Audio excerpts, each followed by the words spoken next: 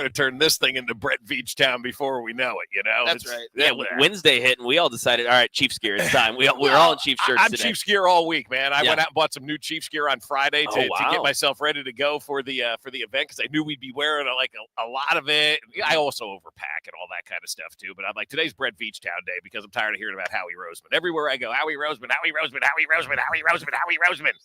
Brett Veach is pretty damn good too, if not better than Howie Roseman. So we're gonna cement our flag, I guess, as they say, plant our flag in New Orleans and declare this Brett Veach Town. Howie Roseman, see you later, buddy. Well, that didn't work for Michigan. No, it did not. But that's college. Yes, it is. This is a professional league. We are broadcasting live from Radio Row in New Orleans. Thanks to our friends at Bud Light, the official beer sponsor of your Kansas City Chiefs. Bud Light, easy to drink, easy to enjoy. Drink responsibly. So, again, we try to give people the scene of what the town is like for us every single day. Yesterday was kind of like the appetizer of the, I don't know, like the downhill effect. I know people are like, it's only Wednesday. Right. But here, Monday is such a long, exhausting, drawn out day because no one knows that they're going to stay connected. Nobody knows that they're going to be able to pop up and go through their own town. No one knows what's going to happen, who's going to show up. And then yesterday, more and more people show up. We kind of did our thing. We went and, explored the town via foot. Mm-hmm. Went and got the etouffee, went and got the beignets. They were fantastic. I will say this. It's kind of just funnel cake. Well, that's what it is, of course. Okay. Yeah, but it's like you have to do it. And we went to Cafe Du Monde, which is like it's the tourist spot, right? I mean, you got to do that kind of stuff in town. And again, for those kind of just joining Dusty and Mac, their first trip to New Orleans, so I'm kind of taking them around, been here a couple of times. And I'm like, we got to go to all the tourist spots. Like, you got to see this stuff, right? Like, because first of all, as you said to me yesterday, which I do disagree with a little bit, you go, I don't know if I'll ever be back here. You'll be back. I guarantee you'll be. I promise you, because I've always said I'll never be back, and then you find yourself. Well, I mean, back, I mean more so like kind of out of context. I mean more so just like if I can get my friends, because I'm gonna be honest with you, like this isn't everybody's cup of tea. No, here. It's definitely not. No, right, 100%. Like yes. my sister went to Vegas for the first time 2 years ago. She's like, yeah, that's a one and done. One and done. Yeah. Some people go to New York. They're like, oh, I went to Times Square, went to Central Park. Right. I'm good. You're good. I would come back personally. Right. I don't know how many of my friends would be like, yeah, let's go to New Orleans, or how many people, and this is a real thing for New Orleans. I don't know how many people, like when they think about trips, they're like Louisiana, New Orleans, Bourbon Street. Because when I think about when people go on vacation, it's always like warm weather and a beach, or it's like, where can I go to like a cheap warm weather and a beach, right? Or West Coast, East Coast, or you do the extravagant, northern tour of like Wyoming, North Dakota, South Dakota. Not a lot of people are ever like, we're going to go to New Orleans this summer. From what I've seen. Stay away this summer. No, yeah, stay away. Go in the wintertime. Because, sorry. April's about your line. Sorry, Kansas City. I know the weather's bad. I hope you're all being safe. Hope everybody's safe today. Seriously, yeah. Yeah, because this is like the first time in my life where like I can't relate to my hometown. Because we woke up and it's like 65 degrees outside. And I get on my Twitter handle and I'm starting to look at stuff. And it's like every news outlet's like drizzle overnight. Roads have glaze of ice. I'm like, oh, luckily, Nathan, safe and sound. Got to the studio good and everything. But like, no. I mean, trust me, I want to come back. Yeah. I don't know if I'll ever come back because, it's not everybody's cup of tea. No, it isn't, but it's such a great place to eat and hang out and be part of, like a great place to be when there's not something going on. There's always something going on in New Orleans. So I like anywhere I go, I'm a big, let's see all the stuff that you see on TV that you've heard of. Like, I'm not one of these guys, oh, that's a tourist attraction. I've got a better place around the corner. Now, okay, maybe a couple of times we can do that, but you've got to see the important things and do the important things in a town so you can say you've had those life experiences, right? And so Cafe Du Monde, one of the places you're supposed to go. The original coffee stop. Yeah, and the coffee's phenomenal, by the way. It may have been the best iced coffee I've ever had in my entire life. But so we get there, and it's beignets, and it is. It's fried dough with powdered sugar out of it. Yeah, I was like, I mean, I don't mean to like sound ungrateful or like unappreciative, but I took my first bite, and I was like, I've had this before. Yeah, you're going to be mad at me. It's a thicker funnel cake, though. Yeah. It's awesome. And you took mine, by the way. You took my whole bag of beignets, and I kind of needed them last night when I arrived back home. It's a good thing I stole that king cake from the media party last night to have something to munch on. But did you enjoy that? Because that was your first king cake. It was. Yeah, it's all right. Yeah. See that? Like, fine. Like, whatever. Fine. Right. But the beignets, I could sit there and eat those all day. That's why I was 300 pounds at one point. Are there any left, or did you crush them all? Did you crush them all? Well, you're going to have to go back. You're going to have to go back and get another. There was bag a delay and an eye roll, so there's none left. There's none left. Of course you not. have children. Yeah. Like, you know how that works. I know how that works. Did you eat them all? I don't think so. No, it might be. I don't remember. So yeah, I mean, he is my child. I just say that. I mean, a lot of powdered sugar too. Like a lot of people thought I ran into Tony Montana before I got this. Yeah. I was like, trust me, I would go right back and do all the rest of the shows the rest of the week if that was the case. Here's your plate of white powdery substance with some fried dough underneath it. So we how did much that. fentanyl's in this? Yeah, like oh my god. So we did that at Cafe Du Monde, and then we walked on Bourbon Street. They got the opportunity to see the French Quarter for the first time and be down there. And I will say this: I know there's a lot of people that are wondering about the security issues and everything that's taking place. Everywhere. Every intersection in the French Quarter was blocked off, and security, army, tanks, military trucks, armed guards, weapons. You feel safe down here in New Orleans. They're doing an unbelievable job of making sure this city is protected from everything that happened on January 1st. And you even noticed it, like I didn't notice it, the memorial that was set up on Bourbon Street. And all of a sudden you're like, and the chills, and you see the memorial of the events that took place on January 1st. I know this sounds morbid. You could still smell the flowers. Yeah, exactly. When I walked by, I was like, oh, okay. And then I looked over and I was like, what a small area. What a terrible person for doing something like this, because he knew exactly where he was going. Yep. Because when we walked through there, the CVS he had to go into was right there on the right.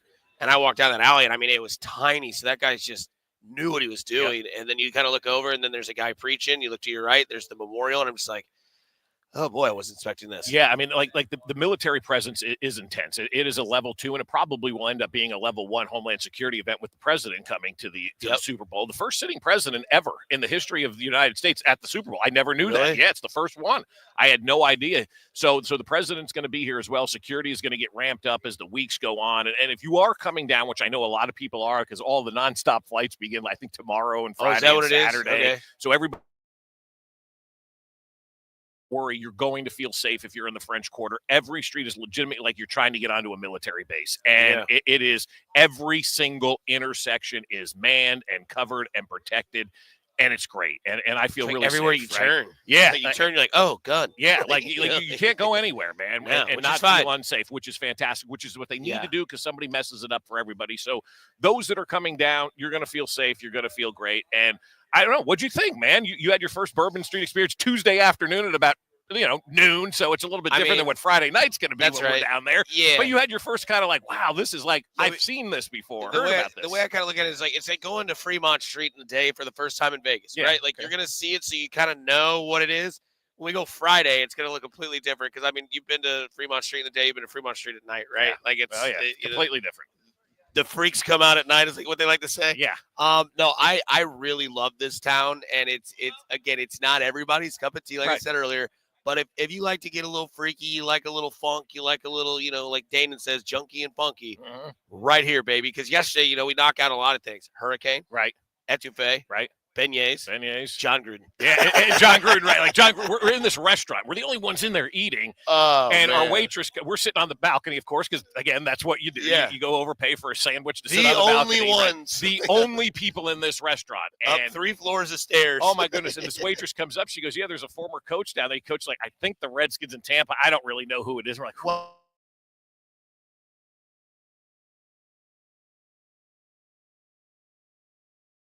Tampa? Yeah, I don't know. So we're like, and we're like, Jay Gruden. I don't know. So I go downstairs because I get curious at that time, or maybe I was trying to find cocktail sauce. I think that's what it was. I was looking for the cocktail sauce, and I go down there, and sure enough, there's John Gruden sitting at the bar, like just kind of holding court. We're like, "Hey, John Gruden, come on up and talk to us." And he could have been better. He was awesome, and he was just kind of going in and out of Bourbon Street, and doing his thing and getting kind of his taste of Bourbon Street. But that's the first of like what you're going to be like, oh my God, that's so and so, or oh my God, because this Super Bowl just feels bigger than the other ones because of where it's located. It's not in LA, it's not Phoenix, it's not one of these.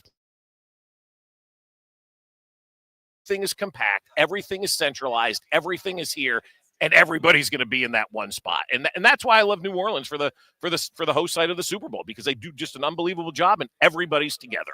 I mean, it is the big easy, and it seems like everybody's kind of like an easy mindset down here. Everybody's kind of like happy and flowing. Like we had the media party last night. Kiosks everywhere. Oh God, yes. The chicken sandwich we had may have been the best chicken sandwich sold out. we've ever. Did they really? They shut down at I think it was like 7:45. because Mac was like, one more chicken sandwich before you leave. And I was like, 7:45. Or I'm sorry, it was like 8:45 Yeah. when it shut down. Like, we're looking over, like, I think you left at like 10:30. We kind of toured it around one more time. And, you know. Did you get any more food after I left? We did, yeah, because I mean we just couldn't stop. We're out there on a whole other.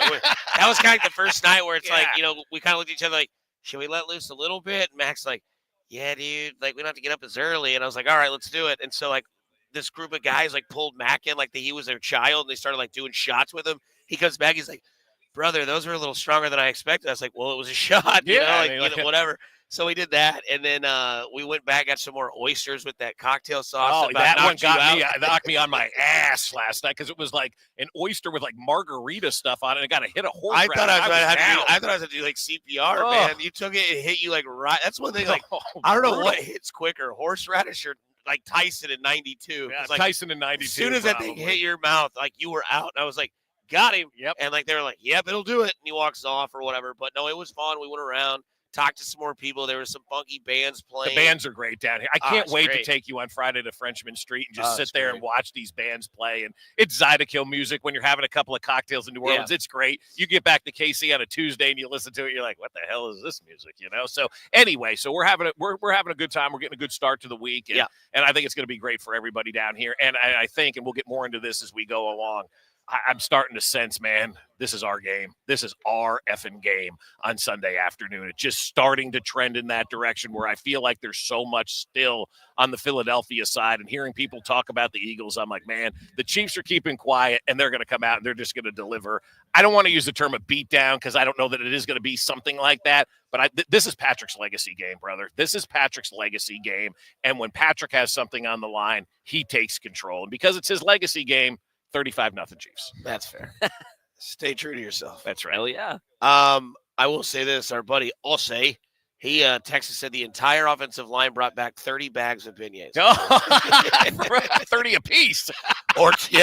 Each guy got like 10. Yeah. Gee, many. But that's the cool thing about New Orleans. How many stories have we already heard through 2 days of people locally going, I saw this guy, or I saw that guy, or I saw this guy, and I saw that guy. Like the players are out. Let me tell you something, man. And Gruden's biggest fan, not going to lie, true story, Mac Morey. Yeah. He goes, I like Mac. He's got a good radio voice. Said, are you the host, man? Not yet. I like that sailor head, man. Why don't I knock you the frick out and I'll take it from you, man? I'll do a hook right, banana Z-jet right. Yeah. Big game coverage on 96.5. The Fan is brought to you by Community America Credit Union. Member owned, open to all, invested in you. Join today at communityamerica.com. There is a possibility John Gruden could join us Friday. So keep your ears open. By the way, Kansas City, drive safe. Don't let those roads make you a victim. Take your time getting into work and listen to us, Fesco and Dusty, on 96.5 The Fan, your home for Kansas City sports. You're listening to Fesco and Dusty. Hey, you're clear. New Orleans at Radio Row, brought to you by Bud Light, the official beer sponsor of the Kansas City Chiefs. Bud Light, easy to drink, easy to enjoy. Drink responsibly. And by Academy Sports and Outdoors. Kansas City is gearing up for their third straight title, and Academy Sports and Outdoors has everything you need to rep your team during their historic run. This is your home for Chiefs football. 96.5, The Fan. Listen, you've been making house payments for years, right? And right now your home's value has never been higher, right?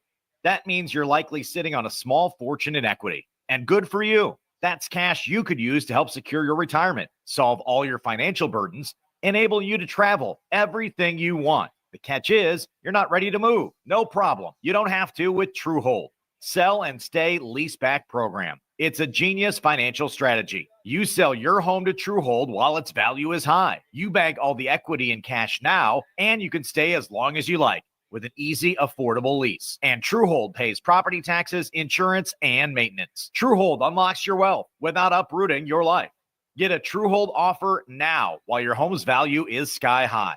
Call 1-855-300-9993 or visit TrueHold.com. The smarter, faster way to cash out without moving out. Truehold.com. This ain't the little itty-bitty teeny tiny bowl. This is Super Bowl 59. Get in on the action at DraftKings Sportsbook, an official sports betting partner of Super Bowl 59. Scoring touchdowns is key to hoisting the Lombardi Trophy, and you can score big by betting on them at DraftKings Sportsbook, the #1 place to bet touchdowns. Ready to place your first bet? Try betting on something simple, like a player to score 6. New DraftKings customers can bet $5 to get $200 in bonus bets instantly. Download the DraftKings Sportsbook app and use code 965. That's code 965 for new customers to get $200 in bonus bets instantly when you bet just $5. Only on DraftKings Sportsbook. The crown is yours. Gambling problem? Call 1-800-GAMBLER. 21 and over. Kansas only. Eligibility restrictions apply. Bonus bets expire 168 hours after issuance. For additional terms and responsible gaming resources, see dkng.co/audio. On behalf of Boot Hill Casino and Resort. Hey, nice job, Pete. I like those clean lines. Fellas, do we have anyone that can get to Greenport today? At Corey's Landscaping, the staffing plan is in the weeds. Anthony, we need that leaf blower over here. 3 more new customer requests just came in. Who wants to work some overtime? He needs to dig up quality landscapers and fast. I need Indeed. Indeed you do. When you sponsor a job on Indeed, it's easier for talented candidates to find it, which makes it easier for you to hire them. Visit Indeed.com/credit and get $75 towards your first sponsored just saw job. that push notification. I approved it. Why pay more for prescriptions? Stop overpaying and start saving with SingleCare. Something weird's happening. Just a second here. Might have to send you another one. SingleCare.com. Cool, no worries. Show the coupon at the pharmacy and ready. start saving. SingleCare works at pharmacies nationwide and is completely free to use, whether you have insurance or not. So the next time you fill a prescription, check SingleCare to make sure you're getting the best price. Take control of your prescription costs. Go to SingleCare.com or download the free app today. You have a traffic? All right, never mind. We're good. We're good. One part? Yeah, been there. That's why eBay's my go-to. They've got millions of parts, guaranteed to fit. I'm talking brake pads for when yours have seen one too many miles of stop and go. Oil filters, because you don't mess around with your engine care.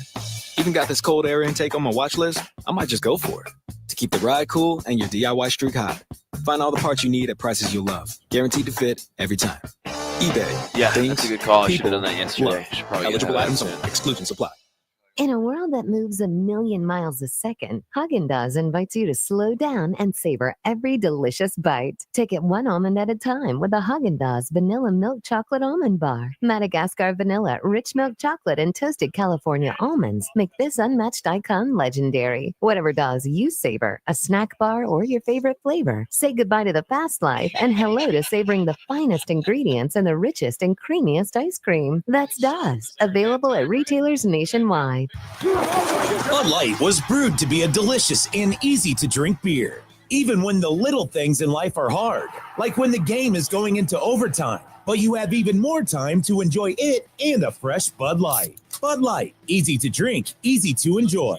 Pick up Bud Light at your local retailer today. Pretty great. Enjoy responsibly. Anheuser-Busch.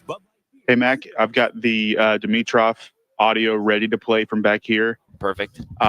There's an Aspen read at the end of the next segment. Can you ask Bob if that's live or if I'm playing that? Studios. Hey. Here's traffic brought to you by Bob, DM Injury Aspen. Law. Have Aspen you Lawn. or a Is that loved one Nathan's been in a place? car No, wreck? that's me. Contact Yeah, DM that's Injury me. Law Yeah, today. Cool. Thanks, guys. Thank you. When are we doing? Car wreck? He's right. It's after Right this. at the end of the next break or segment. All right, just let me make sure. Brought to you by Jay's Southland Tow Service. Well, there's a lot of problems out there, a lot of closures, a lot of stuck people, a lot of bridges and overpasses that are inaccessible. So if you have to be out, take it slow, but I don't recommend it. Missouri side, 70 westbound closed at 31st Street, closed again past 23rd, 435 northbound closed at Winter. It's also closed at Front Street, 29 southbound closed past Levy. Having unexpected car trouble or just in a car accident, call Jay's Southland Tow Service, 816-779-4869 or southlandtow.com. Use the tow service trusted by most local police departments. They can do it all. So be in the know and call Jay's Southland Tow. From the Anthony Plumbing, Heating, Cooling, and Electric Traffic Center, Alan Carr, 96.5 The Fan Traffic.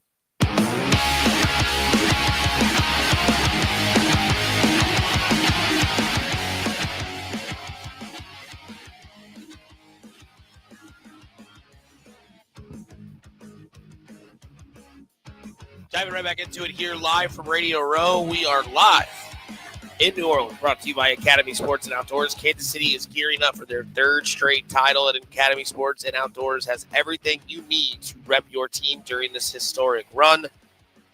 legacy run, whatever type of run you want to talk about when it comes to these two teams. Look, Philly hasn't won one in a while. Last time they won it was Nick Foles against the New England Patriots, where they beat a dynasty. That's right. Not going to lie. Yep. Gives me a little bit of, little pause. Yeah, a little bit of whatever. This is the Kansas City Chiefs in the midst of, Patrick Mahomes' career, 29 years old. I want to bring this up because we talked about this vaguely not too long ago about how every single trophy kind of seems to have a owner of it, right? Like I know it's the Lamar Hunt Trophy, right? Or not the Lamar Hunt Trophy. It's the Vince Lombardi. Lombardi Trophy. Soon to be the Tom Brady Trophy if Adam Schefter has his way. Right. Yeah. Small guy. All the insiders in every sport are tiny. I mean, I'm telling you. Yeah. Yeah, Rapport, Schefter.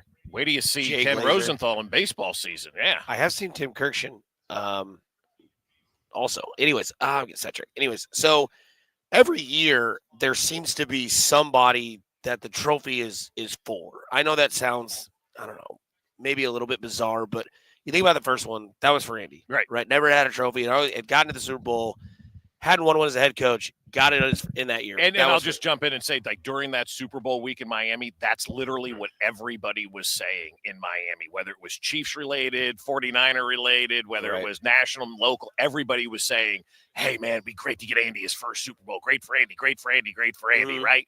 He got it. The second trophy was kind of for the city. That's kind of the way they presented it, at least at the parade that year. They were like, this one's for you guys. This is for the city, whatever it might have been. Last year's trophy for the Hunt family. Right. Like that was kind of like theirs. They had lost the grandmother. Norma was passed and gone. And they kind of like embraced that title run and like back to back. We did it. We claimed ourselves as a dynasty in the NFL's history. Like that starts with the Hunt family. Right, That's just the way football goes. Ownership, team, all that. You win your third in 4 years.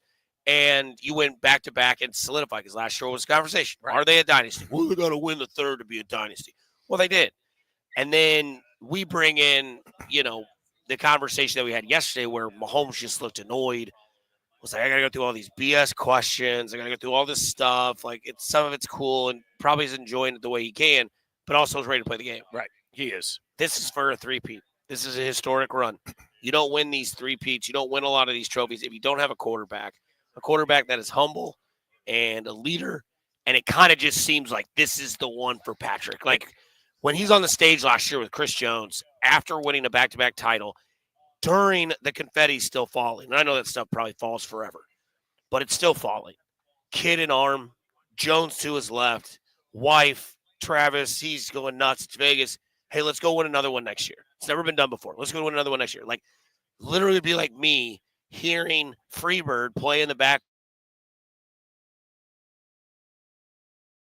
I'll show you, like, calm down. We got to pace ourselves. Right. But that's how eager I can get to tomorrow. But Patrick Mahomes here for a three-peat, this one feels like it's for Patrick. No, it is. This, like I said, kind of end last segment, this is a legacy game for Patrick Mahomes, and this is all about Patrick Mahomes. And when Patrick came into this league, I remember having conversations, with people over time, and you start to hear stories and have conversations with, those in the know and that kind of stuff. And, one of the conversations was how in tune Patrick Mahomes was to the history of the NFL and to, doing what it took to be the greatest of all time. And when you hear that early on in the stages of their career, you kind of just smile and you go, that's great, man. I love it. Go for it. You go be the best of all time. Yeah. But you know what? This is the moment that they've been talking about for all these years when they have conversations about Patrick Mahomes, and people who know Patrick talk to me about Patrick and they say, this is what it is. This is what it's about. This is what he's driving for. He is so cognizant of everything that has happened in the NFL from a historical perspective, and he wants to be one notch better than everything. And this is that game to get him to that level where he is one notch better than every other quarterback that ever played the game. Again, I know Tom Brady has 7 championships, but he's never done this. He's never won 3 in a row. And that's why I'm so bullish on this organization. We were talking to a buddy of ours last night at the media party who's a big Chiefs fan, PR guy, does the Radio Row thing, but I've known the guy for years. His name is Andrew. And he came up to me, he goes, are you ever going to pick the Chiefs to lose? He goes, like, you're driving me nuts for the last 7 years. No, I went 15-1 this year. And that's what I said to him. And he just kind of collapses like, all right, fine, you're right about that. He goes, but you ever? I'm like, No, I'm never going to pick this team to lose because in my line of sight, I'm looking at Patrick Mahomes right now, this huge banner of Patrick Mahomes. And I know every moment of his waking hours since the last time they won that Super Bowl in Las Vegas a year ago has been focused on this. And are you going to tell me that Patrick Mahomes isn't going to go out there and deliver on what he's been looking forward to for the last year to change his legacy, to change the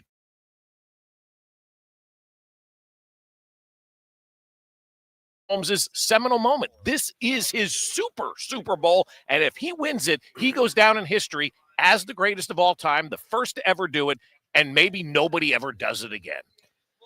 I can't say that he's the greatest of all time yet. And again, I'm not trying to be a hater. There's so much Tom Brady did that Patrick Mahomes still is yet to accomplish. Yep. And I know Brady never won a 3-peat, but Brady won 7 rings. Mm-hmm. And Patrick, this would be 4. So that's why I think there's a lot.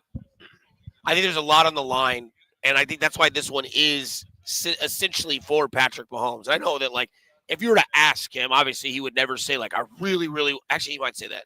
But, like, to be like, yeah, kind of get the theme that, like, this is kind of for you. This is, like, your big day. This is, like, what can make you and solidify you. I mean, because this is – not to let it be, sugar-coated like a beignet, but, like, the way that this game is, like, it will still be Tom Brady, but it will eliminate everyone below Patrick Mahomes. And you say, well, yeah, obviously, but think about it. That's Montana. That's Marino. That's Elway. That's Favre. That's Breeze. That's all these great quarterbacks that put in 10-plus years outside of Tom Brady, who put in 25 or whatever it was. Like, that's it. Like, literally, that's it. And it's nuts because, I always go back and I think about, like, when LeBron went to Miami. It was, no matter how you look at it, it was disappointing. He should have won 4 titles. I think he won 2. Oh, I don't think that was a successful run at all down there. With what they put together, you got to capitalize. And, I mean, the one he wins in Cleveland, solidification. Right. That was then it was like Jordan, and then you can have your discussion of LeBron or Kobe, but everybody that had a right sense of mind was like, it's LeBron. Because he did something no one had ever did. Won the title in Cleveland, right? And came back from 3-1. No one had ever come back in a finals. And really won it by himself, too. Yes. Because, Kyrie was pretty big in that series. Yeah, Kyrie but had legend series. But I mean, like, LeBron is going to be the guy. Nobody's going to talk about Kyrie Irving when the day's over, right? Like, it's always going to be about LeBron 100%. James. And as good as Travis Kelce is and Hollywood Brown and all these other guys, when the day's over, when we talk about this Super Bowl in historical contexts and we look back on everything that's taken place, it's always going to be the Patrick Mahomes era. Just like it is in New England, it's Tom Brady and a rotating cast of thousands, and that's what it is here in Kansas City. It's Patrick Mahomes and a rotating cast of thousands, and so that's why when it's all said and done, he gets this 3rd Super Bowl. It is that legacy bowl for Patrick Mahomes. And again, I don't mean to you kind of repeat myself over and over again, but man, the sense that I got on Monday night just talking with people inside that organization about how dialed in Patrick Mahomes is and how ready Patrick Mahomes is to go for this game is just wild and crazy, man. It's a different level right now with Patrick Mahomes. And Patrick Mahomes at a normal level is scary. Patrick Mahomes at a Patrick Mahomes level now should be very scary to everybody else. And it's also very nice to have Patrick Mahomes because he makes everybody's job within the building a lot easier, right? Yes, he does. If Brett Veach failed, you wouldn't have a shirt on right now. Yeah. I mean, if Patrick Mahomes wasn't Patrick Mahomes, you wouldn't have that shirt on right now. That's exactly that song right. would have never existed. Right. Andy Reid, who knows? Maybe it looks like Philadelphia all over again in Kansas City. Right. It doesn't. Patrick Mahomes is nice because he makes everybody else's job nicer. And, general managers are hard to find those guys. And we talked to your guy the other day. Yeah, Thomas Dimitrioff, former general manager of the Atlanta Falcons, is now, doing analytics stuff, trying to find a way to kind of have a niche in the game without having to be a general manager. And we talked to him about that. You're doing a lot of analytical stuff, aren't you, Thomas? Doing crazy things. We have over 600 years of experience. So I didn't share with you, but that's former coaches, former scouts, and a lot of data. Hey, you guys are clear. Combination, basically subjective, the scout's eye, and objective, a lot of the data, and we mix that together and we create algorithms and sell back to the NFL and NCAA with the portal and NIL work. Oh, nice. So you've gotten into that world and you got some NIL athletes under your. Well, we're working at it. It's fascinating, but it's also frustrating at times, right? Just the way that the NCAA is going. You have to be on top of it all, and that's where we think we can help. Yeah, do that. When you look at these two teams and knowing your past, being a general manager, and you see like a guy like Patrick Mahomes. How nice is it to be Brett Veach when you find that guy and it works out like that? That's a great feeling, right? When you know you're gauged as a GM, you are always gauged by your quarterback acquisitions and your maintenance of the quarterback position. that is such a good feeling. So that's not on your mind. The GMs out there that don't have the quarterback, not only are worried about not winning games, they know they're going to be judged, and their contract is going to be judged off of how they've dealt with the quarterback. I mean, even the data that they can say, well, the Eagles are statistically this, but the X factor of Patrick is unbelievable, as you know. Yeah, it really is. It takes it to a new level. I mean, you had a guy in Atlanta, and Matt Ryan, and had that quarterback down there. I don't want to say it makes your job easier, but you can go to bed and sleep a little bit easier knowing you got stability at the most important position in sports. Yeah, and you build around that, right? That's your focal point. You make sure that you build around it. We did a lot of building around Matt Ryan. The reason we felt, although he was very good, we traded. One of the biggest trades we had was Tony Gonzalez. Right. And I remember doing that trade with Pioli, and I'm like, look, man, there's nothing like it. We need a tight end for a young quarterback because it's such a high percentage shot. That's one of the areas I'll be interested to see what you guys are going to do in the future, when Kelsey leaves, because I'm a big believer in teeing up. You always have to have that high percentage, legitimate athletic tight end, not just a Y. When you look at these two teams in the Super Bowl, what do they do so right that other people seem to not do so right? Well, I mean, obviously their approaches are very different. I mean, Howie Roseman's approach in Philly, he's the man there, right? He's the omnipotent one. Not saying that Brett doesn't have football power and list. He's just got a historic coach there, right? I think they both come to the table understanding what they need. They do a lot of work with the coaching staff to make sure that they're fitting the right players in, and they're not just bringing in, hey, this guy's a really good talent, but he doesn't scheme fit. Yeah, talking with Thomas Dimitrioff, former GM of the Atlanta Falcons, and you mentioned Brett and Howie, and I was kind of going on a tangent the other day. I'm like, everybody just throws rose petals at Howie Roseman's feet like he's the greatest thing ever. Brett Veach is going for a three-peat here. Is it because of Andy Reid that Brett doesn't get the love and credit that he probably deserves as a GM in this league? I would say that's not a bad thing. He gets a lot of credit. I mean, most people out there think he's at the top of his game and one of the best GMs out there, and he should. Yeah, he's a little bit younger than Howie. I mean, I don't even know how old Brett is now. He's younger than I am. I think he's about 45. Yeah. So I mean, it's not like he's 38 or 35. Right. So he gets a lot of respect. I'm just sharing from our our perspective. But because you have such a figurehead like Andy, I think it's one of those things when Andy ever decides to retire and Brett steps up, then people are going to take it like, hey, this is the guy who's now truly, totally in charge. But Brett does such great things as far as navigating that. There are a lot of people that couldn't navigate that. Yeah. That in of itself is a big feather in his cap in my mind. Well, and I think it's the ego too. Like, check the ego at the door, understand. And that's why I think this organization works so well. I don't think there's an ego out there to be had, Seems that way, right? I mean, I'm watching it and I think watching Brett over the years and what he's done and how he's approached that. Oh, and the players, I don't know. Who do you think who's made the most noise? Maybe it's some of the guys they've gotten rid of, right? I think that's the way I look at it. Yeah, like Tyreek Hill. Hill. I mean, like when they traded Tyreek Hill, I'm like, great. And the fan base is melting down. Oh my God, it's 3 straight Super Bowls now without Tyreek Hill. I'm a big believer, and you may appreciate this. Everybody's expendable except for Patrick Mahomes on this team, That's right? Like, and thank you very much. And I'm always like, they can go. I even advocated trading Travis Kelce years ago because I knew inside the organization they're talking about everybody being available out there if it can make the organization better. And they trade Tyreek Hill. People are like, they're done. And with Kadropius Toney being a wide receiver, you've got defenses not making plays. They find ways to get over the hump, and they find ways to get the job done. The drop the hand in the bucket of water and pull it out. It all goes back together, but for Mahomes for sure. I'm a completely believe what you're saying there. And look, I just come back to an organization that is so stout and thoughtful in a lot of ways. It starts from your owner. I mean, I saw him walking around here in Clark. I just have such great respect for him and what he does and what he allows people to do there. And so I was a little bit taken aback last year. Was it last year when the NFLPA came back with that report? Yes, it was at the end of last season. Yeah. I was taken aback by that. I don't know how you guys all approached it in the media, or was it just a blip on the screen? Because, again, what you're saying, unbelievable record. I mean, there are teams out there could only dream of thinking about that, let alone being close to it. And really, and we'll just go a little sidebar as we talk to Thomas Dimitrioff, former GM of the Falcons here. One of the things is they're getting ready to build a new complex in a new state. Why would you be investing money? Like, if you know you're getting rid of a car, you're not putting in a new transmission to run for another year or whatever. That's so true, right? I just think sometimes, as you know, the media out there and and the fan base and the players probably glom onto that, right? Yep. Trying to figure out what's going on there. That's not what everyone wants to see that, right? The dips and the darts being thrown, but yeah, that's the way it goes. Yeah. So speaking of that, you've been around this game for a long time. You've worked with Scott Pioli, you've worked with Bill Belichick, you've worked with Nick Saban. Like, you've worked with some of the greats when it comes to college and professional head coaches. What's your best Belichick story? Oh my God. I remember coming in my first year there, and I came in as a national scout because I was coming from Cleveland, because I had worked in the Browns and been around them. Pioli and I got along, and I was spreading. I was working on the grounds crew, so they remembered me. So I go in as a scout. Are you really? You started on the grounds crew? Well, I was in the Nathan, World how much League. time And do we have World League left in went this? under. My dad was scouting for the Browns. There's a backdrop to it. 3 minutes. Okay, Perfect. And I we're was clear? out spreading seed on the field. Oh, yeah, you're clear. Okay, thanks, on buddy. lawns and everything, and I would go up in the evenings and watch video with Pioli. That's how our relationship started, because I was all a mess, and I'd go up there and spend a few hours on that every night, and I loved it.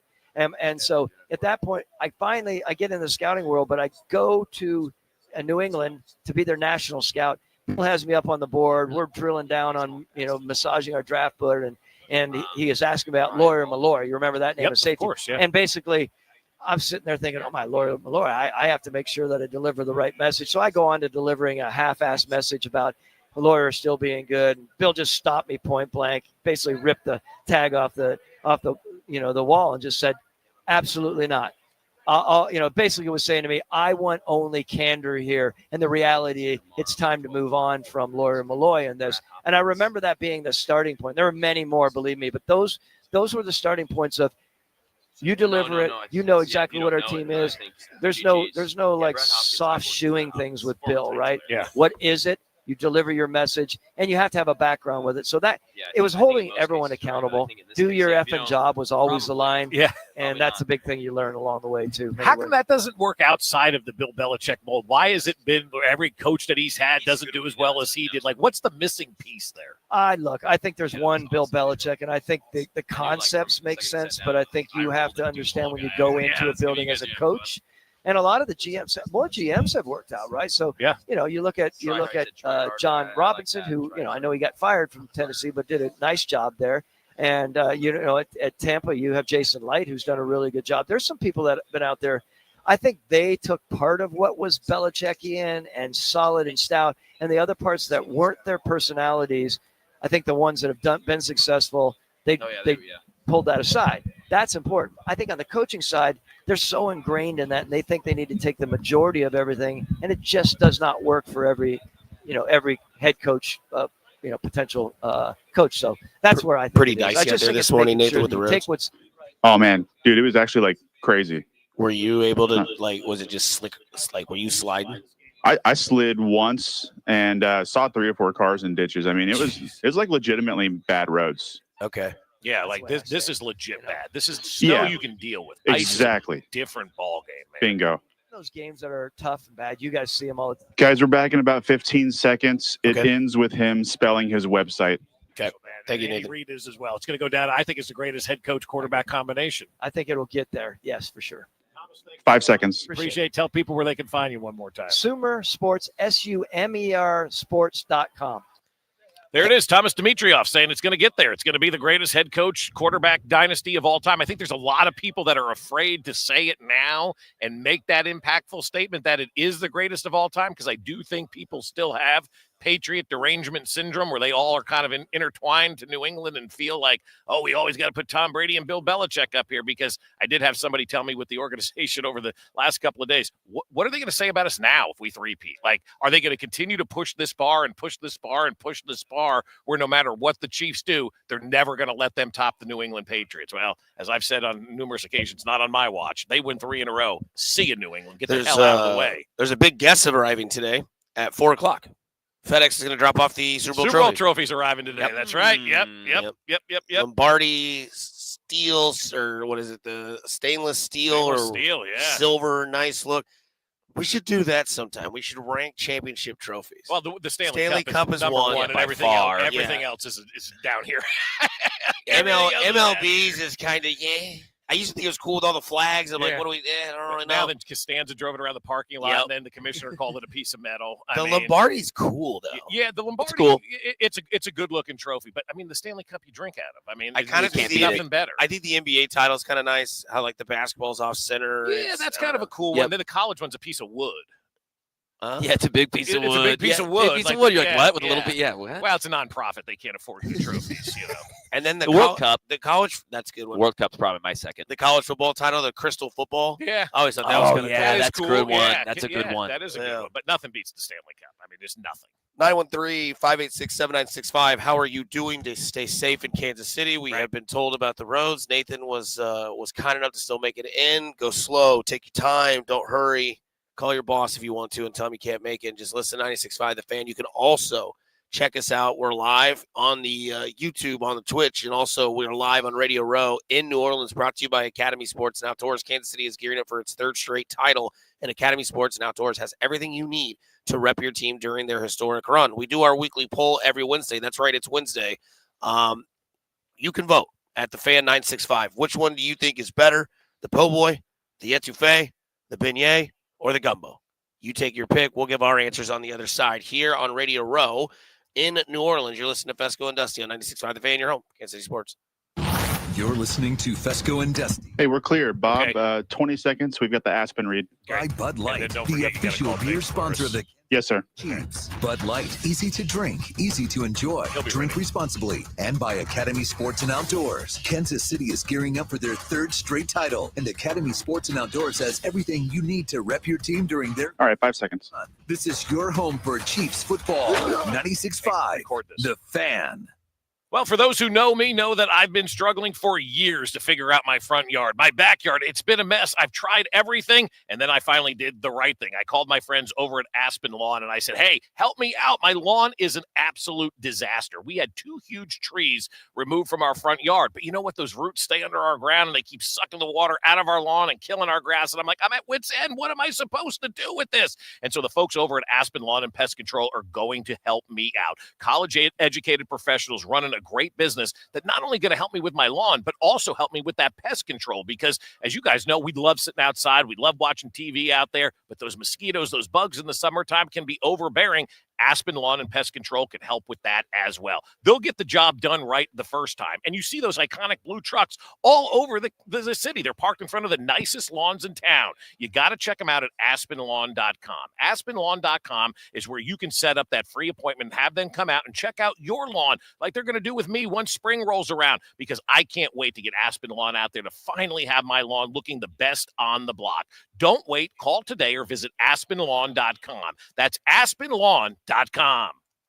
I want to tell you about my new obsession. All right, you're clear, and I did record it. Okay, I'm sorry. Yeah, could you just football season is I eating guess email dips that with to me, chips, and I can just send wings, it and on veggies, to- and so much more. Okay. Watching Okay, the great. big Thank you. We'll do. Yes, sir. Daisy came out with a Daisy French onion dip, a Daisy ranch dip, and these are a game changer. They're as good as homemade dips because they have real herbs and spices in them. They're ingredients you'll find in your own kitchen.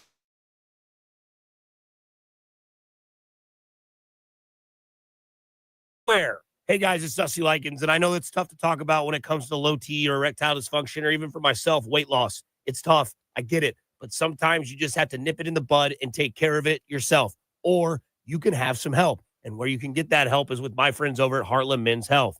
Heartland Men's Health treatments work when the pills or the herbals fail. They have treatments with success rates well over 90%. Some treatments can even have you last an hour or more. Heartland Men's Health is successfully treating men in the Kansas City area. Hello. They have an expert staff, and if you are like a lot of men, hello, could be having sex the day after your appointment. They also have 3 locations to help serve you: Overland Park, Kansas; Independence, Missouri, between Blue Springs and Lee Summit; and their new office in North Kansas City. So if you need some help and you want some guidance, go see my friends at Heartland Men's Health. Call them today, 844-447-6600, or you can visit them at heartlandmenshealth.com.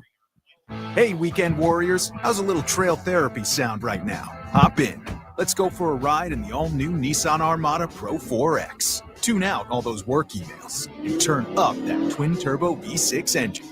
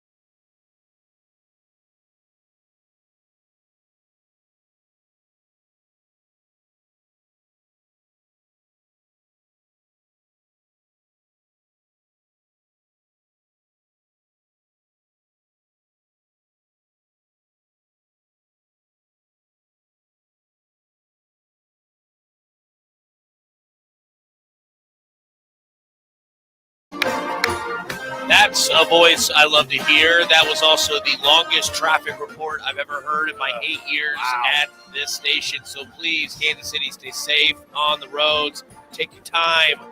That's what we're here for. Yeah. If you got to scoot into work and your boss is a Richard says, get here now, tell him to kiss your ass. I mean, every road was closed. Yeah. Did you hear that? 435 closed here, 435 closed there, 435 closed here, 435 closed there, 70 closed here. Like, it is a bad deal out there today, apparently. You start getting texts from everybody like, oh, my God. It's like, just stay home, man. We've gotten to a level where you don't have to go to work. Let it dissipate. Right? Just let it dissipate. Stay inside. Stay safe. People can get stuff done from home, right? You're Put on my shades camera. on. That is true. Stop slacking. Get my glasses back on. You can't come in here and lead into this. It's a vibe, and then start shedding the vibe. Well, I was in the bathroom. I had to, see things in there, so I took my sunglasses off. Speaking of seeing things, Jay Binkley, are you seeing things? Are you getting excited for Super Bowl week, my friend? I left those glasses on.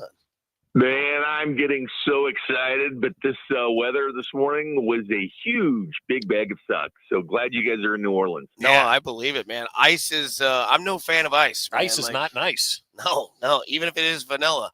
Binkley, what is if you could have one Creole meal, what would it be? Oh man, shrimp po' boy, man. Dude, I found a place up here in Kansas City to get one, man. I love a shrimp po' boy.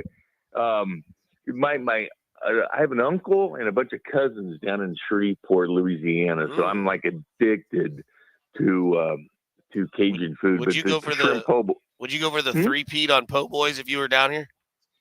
Yeah, didn't you eat one the other day? I saw you taking a picture of one. Yeah, dude, I did. I was told to document the whole trip, so I'm sorry if it's a bit egregious, but yeah, that thing was nasty in a great way. Dusty, there's a place up here up north called Mudbugs, and it's about as authentic to.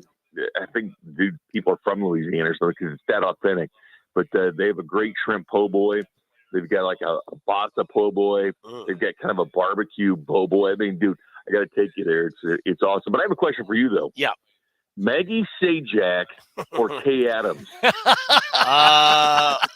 I mean, we'll find out today. I think Kay gets here at like 8 before she starts her show at 9. But man, you gotta stick to your guns, man. Like Maggie's a nice lady. Like it was a good interaction. We had a good little chat up. But it's Kay, man. It's not close. It's like she's just, man. She is who she is off the camera, on the camera. It's just an angel.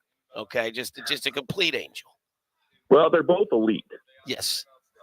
If I could date Maggie Sajak and be on the show once a year, that's a tough get, man. Because big Wheel of Fortune guy, big Wheel of Fortune. Let me ask you something. Philadelphia or Kansas City? Kansas City.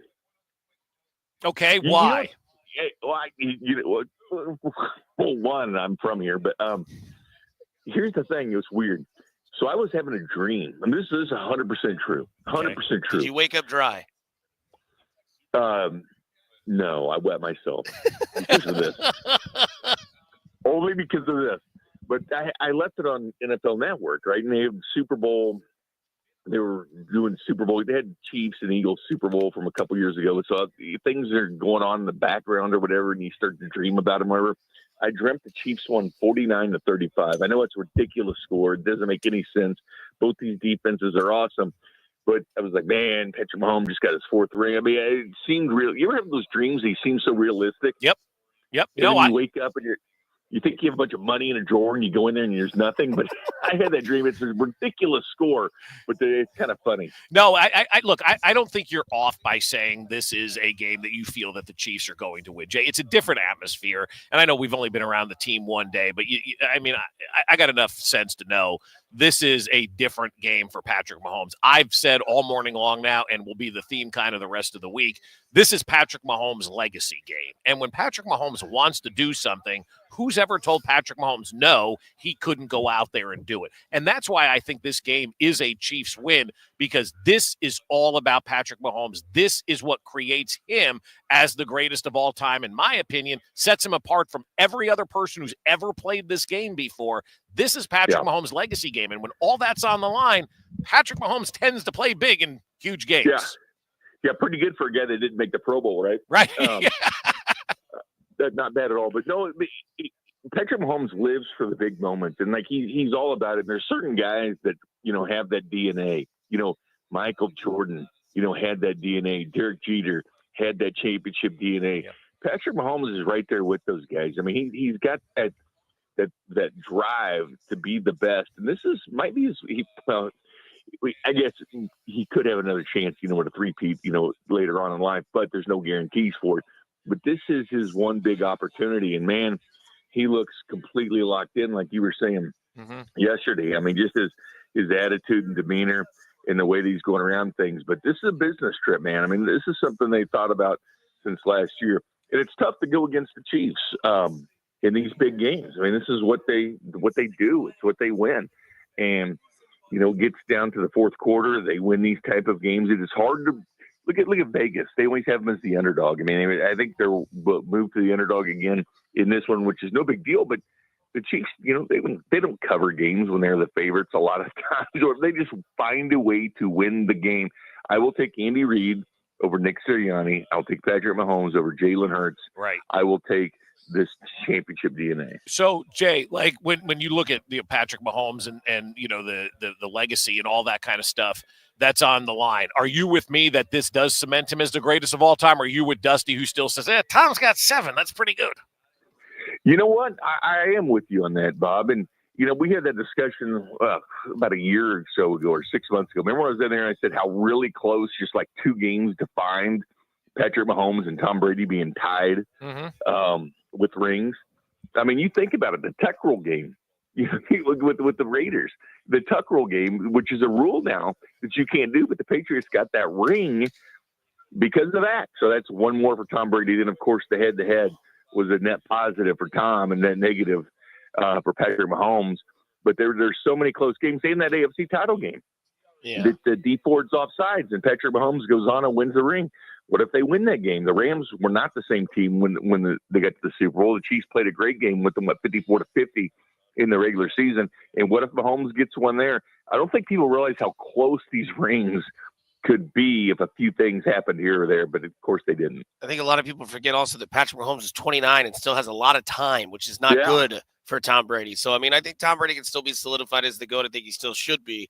But but it's coming, right? Like you're looking at your rearview mirror like, oh crap, because what was it everybody said? Binkley, like when he lost to Tom in Tampa, it was like, well, now he can never catch Brady unless he were to win like an egregious 3 in a row. So now at least the conversation can be opened up again. It is no longer shut and closed. So I think that's he needs to win this one. Needs to win this one. Big time. Before 30 years old, heads and shoulders, he's the best quarterback. Not even close. Of all time. Binkley, last one for you. Level of scare, let's be honest, we can take the Chiefs class. Level of scare Saquon Barkley gives you.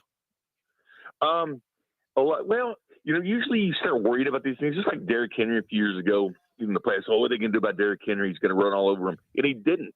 Look at the Chiefs have not allowed a 100-yard rusher this year. And a lot of times you think, the running backs is going to be so dangerous against the Chiefs. And there's been times where it looks like the run defense has been bad. And a lot of times this run defense has been good, but they shut down Alvin Kamara. They shut down all these running backs. Alvin Kamara's like 2 yards a carry against the Chiefs. Look at what they did to Derrick Henry the first time. Yes, Lamar Jackson had a good game, 122 yards in that game, but Derrick Henry did not. So I think Spags will focus in on stopping him and A.J. Brown. Devontae Smith will get his yards like he did the last time that they played. But I think if you shut down A.J. Brown and you work on Saquon Barkley, he should be public enemy number 1 for this team. Well, Binkley, you keep your ass inside, okay? You promised me that today. Stay safe, stay warm, and just keep falling asleep to NFL Network. And I'm not surprised that that's what you fall asleep to. Go get a date with Kay Adams or Maggie Sajak. Yes, sir. Yes, sir, Binkley. We appreciate the time, brother. We love you. See you, Jay. Right. Be safe. That is Jay Binkley. Remember, you can watch us you can watch this show on YouTube, Twitter, Facebook, and Twitch, presented by our partners at Technology Group Solutions, the official IT provider of your Kansas City Chiefs. And we are live on Radio Row in New Orleans, brought to you by Academy Sports and Outdoors. Kansas City is gearing up for their 3rd straight title at Academy Sports and Outdoors. Has everything you need to rep your team during this historic run. Coming up on the other side, we talked to somebody from Philly. His name is Spike. You're going to want to listen to it because it's here next on 96.5 The Fan, your home for Kansas City Sports. You're listening to Fesco and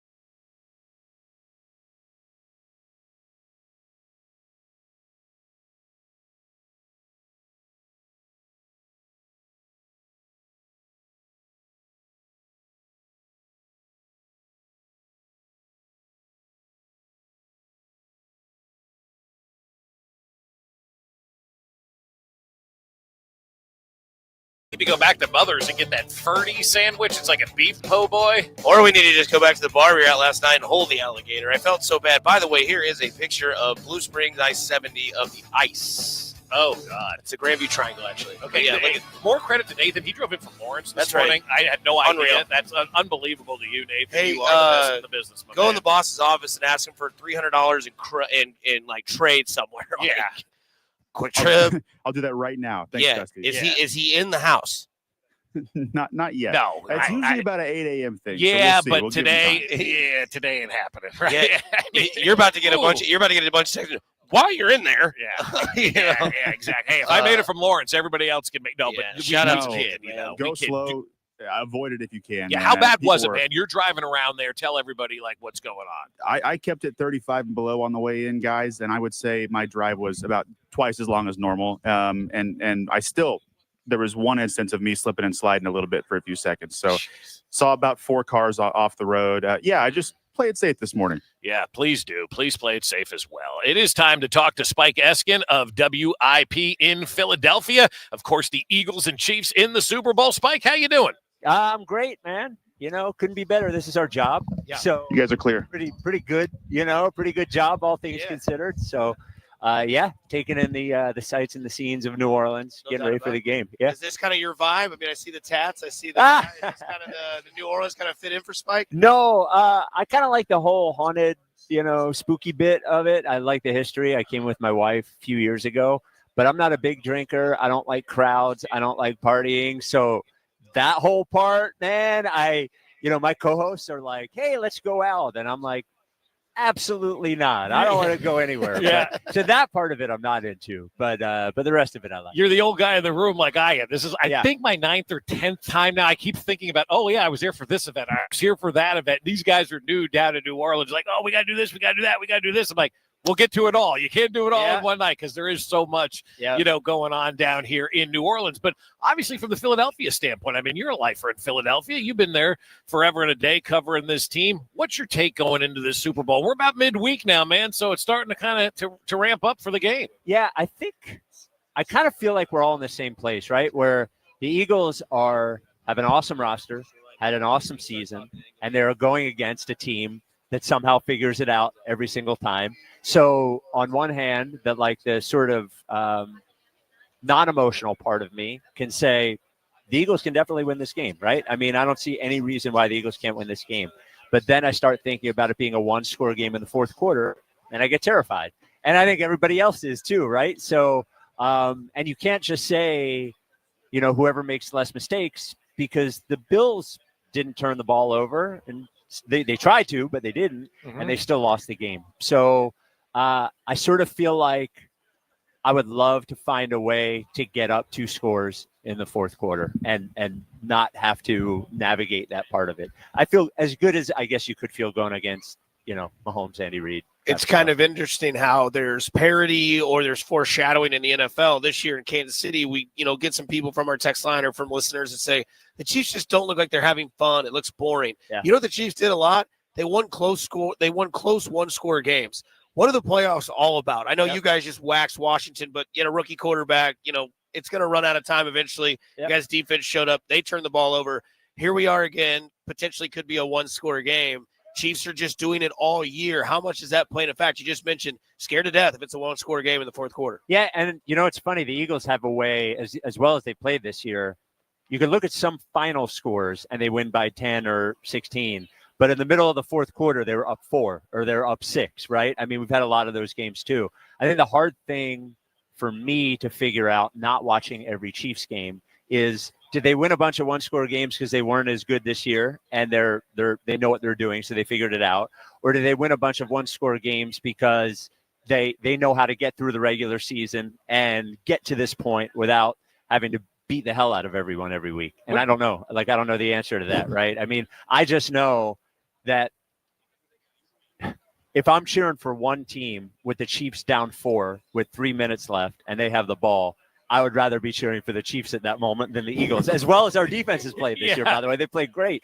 I just don't want to be in that situation. Yeah, you got that Mahomes syndrome where 3:33, Josh Allen has the ball. He's not driving down the field. In that same situation, I tell people all the time, I said we win that game by 4. And there's no doubt in my mind that Right. we win that game by 4 because that's what Patrick Mahomes has been doing his entire career. You said you haven't watched every Chiefs game. How could you not? They're on national television all the time with all these games being fixed by the referees. Yeah, I'm not one of those guys. Good. Yeah, Thank you. yeah. Yes. I get a little too. I have because I was in management for so long, I have this emotional disconnect that I can, and I just always say to people, so they're going to blow up all of this gambling money, the whole league, because somebody in the league office wants the Chiefs to win. I was like, why? I can't figure out how that is the greater good. So I think if you watched any one team's games through the whole year and didn't want that team to win and looked at the calls, you could probably find calls in every game. It's just that the Chiefs win all their games. So all those calls are magnified and then it evolved. So I don't believe in any of that. Yeah. Speaking with Spike Eskin of WIP in Philadelphia here on 96.5 The Fan in Kansas City, Fesco and Dusty. Tell us why Saquon Barkley should fear. He should strike fear in Kansas City without saying he's really good at running in his resume that he did this year. Yeah, this is the best single season of offensive football I've ever watched a player have. So just to put it that way, his combination of skills is not something I've ever seen, right? Normally you have the big, strong guy that can go straight ahead, hard to tackle, right? Or you have the faster guy who has, a shifty, so the Barry Sanders type or the Emmitt Smith type, right? Just to give some Gen X context to it. Right. I haven't seen a guy run with as much power, but also with as much speed and also with as much agility and elusiveness as Barkley has right now. And so it's sort of like the offensive line is real good and they'll create a hole, but there'll still be 2 guys to beat. Those 2 guys have no chance, in the open field at this point. And the other thing that I've seen from Saquon is he knows how the other half lives. He was on a bad team with fans who are unhappy, with a bad offensive line, playing on bad turf for the first 6 years of his career. He is like a guy reborn, and you can kind of see it in his face and the way that he plays. And this is a season that, I don't think the stats even do it justice, to be honest with you. Yeah. It's really, really impressive. Talking with Spike Eskin of WIP, and you mentioned the Gen X factor for a second, right? You and I, Gen X, we're old enough to remember Andy Reid with Philadelphia. Yeah. We're running into a lot of people who are now questioning, oh, yeah, that's right. Andy Reid did play in Philadelphia. And I'm asking all you guys kind of the same thing about Andy Reid. Where are you with Andy Reid right now? So I always liked Andy. The Philly had a pretty polarizing relationship with Andy. And when you get to the NFC Championship game 4 straight years and don't win a Super Bowl and only get to 1, you can sort of understand. And I think he has his warts, right? He was never great at clock management. He always threw the ball too much for everyone's liking. But ultimately, it just came down to they didn't win. I think Andy's a great coach. I'm really happy for Andy.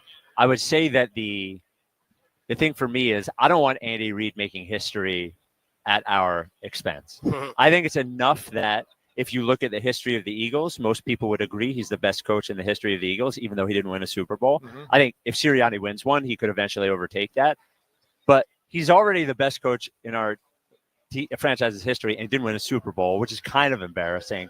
And then if he goes and wins a 3rd straight, 2 of them against us, now, I don't need that. So I'm glad that Andy has ascended to one of the greatest coaches of all time. I'm really happy for all of his success. I think he's a good man and a great coach. I don't want him accomplishing this feat against the Eagles. We wrap this up here with Spike Eskin at WIP in Philadelphia. Spike, give me somebody that you might fear in this game, not named Patrick Mahomes or Travis Kelce. I don't think there's one, to be honest with you. Yeah, I don't think there's one. For me, it's that. I've always loved watching Isaiah Pacheco run, but our defense has been so good and so swarming and has tackled so well. I'm not really worried about him. I don't have a worry outside of those 2 guys. But to be honest with you, those 2 guys are, I would say, Steve Spagnuolo. If there's a guy, Jalen Hurts. 30 seconds. Against the blitz last year were really bad. This year are weird because if you look at quarterback ratings, stuff like that, it looks good. But he gets sacked at a very high rate when there's pressure.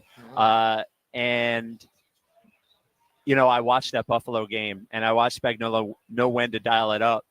10. That is the one thing I'm not super confident in with Hurts. So I would, if there's one, 5. I'd say Spags. Well, hey, man, we appreciate the time. Best of luck. We'll talk to you again later down the line. Thanks, Spike. Spike Eskin there of WIP in Philadelphia joining us on the show. He sounds so much like my buddy Joe Summers. Like hearing his voice, I'm like, that's Joe Summers. Like, that's not Spike. Great dude, by the way. Yeah. I do kind of love his take on Andy Reid. Like, I want him to have success. I don't want him to have this one. But I mean, he said Andy went to 4 straight NFC championship games. I start writing it down. I'm like, hey, he went to 4 straight NFC championship games. He's been to 3 straight Super Bowls, 7 straight AFC championship games. I mean, greatest of all Is time. it 9 straight conference championships too in the AFC West? Yeah, they won the Division? division 9 in a row. Yeah, the division. But I mean, just making the 4 straight NFC championship games was wild when he did it back in that day. And then they only went to that 1 Super Bowl. Hold on, but no, it's empty. Okay. There's actually, a little bubble. There's a little residual down there. Don't sit on that chair. But 7 straight AFC championship games, 3 straight Super Bowls, 4 straight NFC championship games. Like we're talking about things that just aren't ever accomplished in the NFL, that aren't ever accomplished in professional sports outside of the Boston Celtics doing something in the 60s when there were 3 other teams in the league. Like this is wild what Andy Reid has accomplished as a head football coach in this league. I mean, his legacy just continues to grow and grow and grow. And your legacy in outfits is growing because it's only Wednesday, and I don't know what we're gonna have. We're gonna have like a Hogan sash tomorrow. I don't know what we're gonna have tomorrow. We may have to find some stuff at one of these, like a shops. boa. You need a boa. Yeah, red and white boa. You need Yeah, a boa and come in with like the voodoo makeup on, just red and gold. Bob Fesco back Maury with us as well. Nathan back home doing all the tough stuff. The hero of today is Nathan for us. And you can watch this show on YouTube, Twitter, Facebook, and Twitch, presented by our partners at Technology Group Solutions, the official IT provider of your Kansas City Chiefs. And the big game coverage on 96.5 The Fan is brought to you by Community America Credit Union, member-owned, open to all, invested in you. Join today at communityamerica.com. Villain. That is the word that we keep hearing on the streets as we get our bags checked when we walk in. We had an encounter this morning. Yep. We are the villain. We explain why we will embrace it the rest of the damn week. Here on 96.5 The Fan, your home, Kansas City Sports. You're listening to Fesco and Dusty.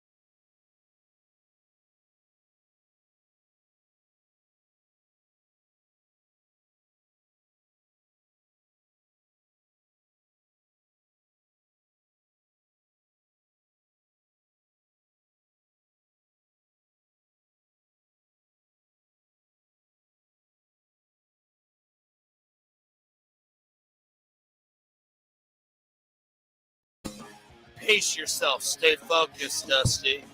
Don't forget Mitch Holtis. We saw him doing a live shot. Looked like it'd be on the franchise. He was at his hotel room. We were walking the streets. We saw Mitch about 7 floors up on the outer hang of the hotel, whatever that was, doing, some sort of Mitch Holtis stuff yesterday. He was putting the hammer down on Bourbon Street yesterday, let me tell you. Let me tell you something here, guys. Yeah, I mean, what an eventful day. It was only Tuesday yesterday, but it was fun. But it was interesting, right? We're walking the streets, and Bob's got his cute little sailor's hat on. It's the Kansas City Chiefs. And I'm going to say this. We probably had, I don't know if I'm overdoing this, probably 15 engagements all day yesterday of people that would say, go Birds. Mm-hmm. And then we would spell Eagles wrong. Right. And then they would laugh at us and be like, yeah, you got us. Right. And out of the 15 people, I would say, I don't know, 10 to 12 or, all going Philadelphia. In fact, our Uber driver yesterday, one of the best rides I've had in my life, one of the probably the best driver we've had, taking us home yesterday after we came back to the convention center to pick up our stuff after lunch. And we're like, so who you rooting for? And he's like, man, I'm a Saints fan. I was like, okay, so you're rooting for the NFC team. And he didn't really say anything. And then he's like, nah, the three-peat's kind of cool, but, it is what it is. And we had that guy that Mac interviewed where, the Cajun accent, he's like, oh, man, I'm tired of Chiefs now, man. Right. Somebody else now. Right. And then today we're getting our bags checked. And our boss, our big boss, Specs boss, was like, when you're on Radio Row, wear your Chiefs stuff. Let everybody know that you're from Kansas City. So I'm here loud and proud with a Chiefs hoodie on. You've got your Brett Beachtown. You brought the sailor cap back out. Now you brought sunglasses. You got your beads still in it from last night. Wait till tomorrow. And, as the people are filing in, there's a lot of side eye going on towards your boy wearing the Chiefs sweatshirt. Like, oh, they're here. We're the media villains. Like, I don't know if people are envious or jealous that, it's the Chiefs and we get to cover the Chiefs as the flagship station here on 96.5 The Fan. But the villain is very well known. And I thought last year at the Super Bowl when they were getting introduced and booing hardcore, maybe a little fabricated because it was in Las Vegas. A lot of Raiders fans probably went to media night or opening night of the Super Bowl last year. But the villain role is there more evidently obvious now because the words that we're hearing is, I hate Patrick Mahomes. I don't want Andy Reid to get it against the Eagles. The hell with Andy Reid, like one of the nicest guys in the world. All you guys do is talk about winning. Like, let's talk about something else.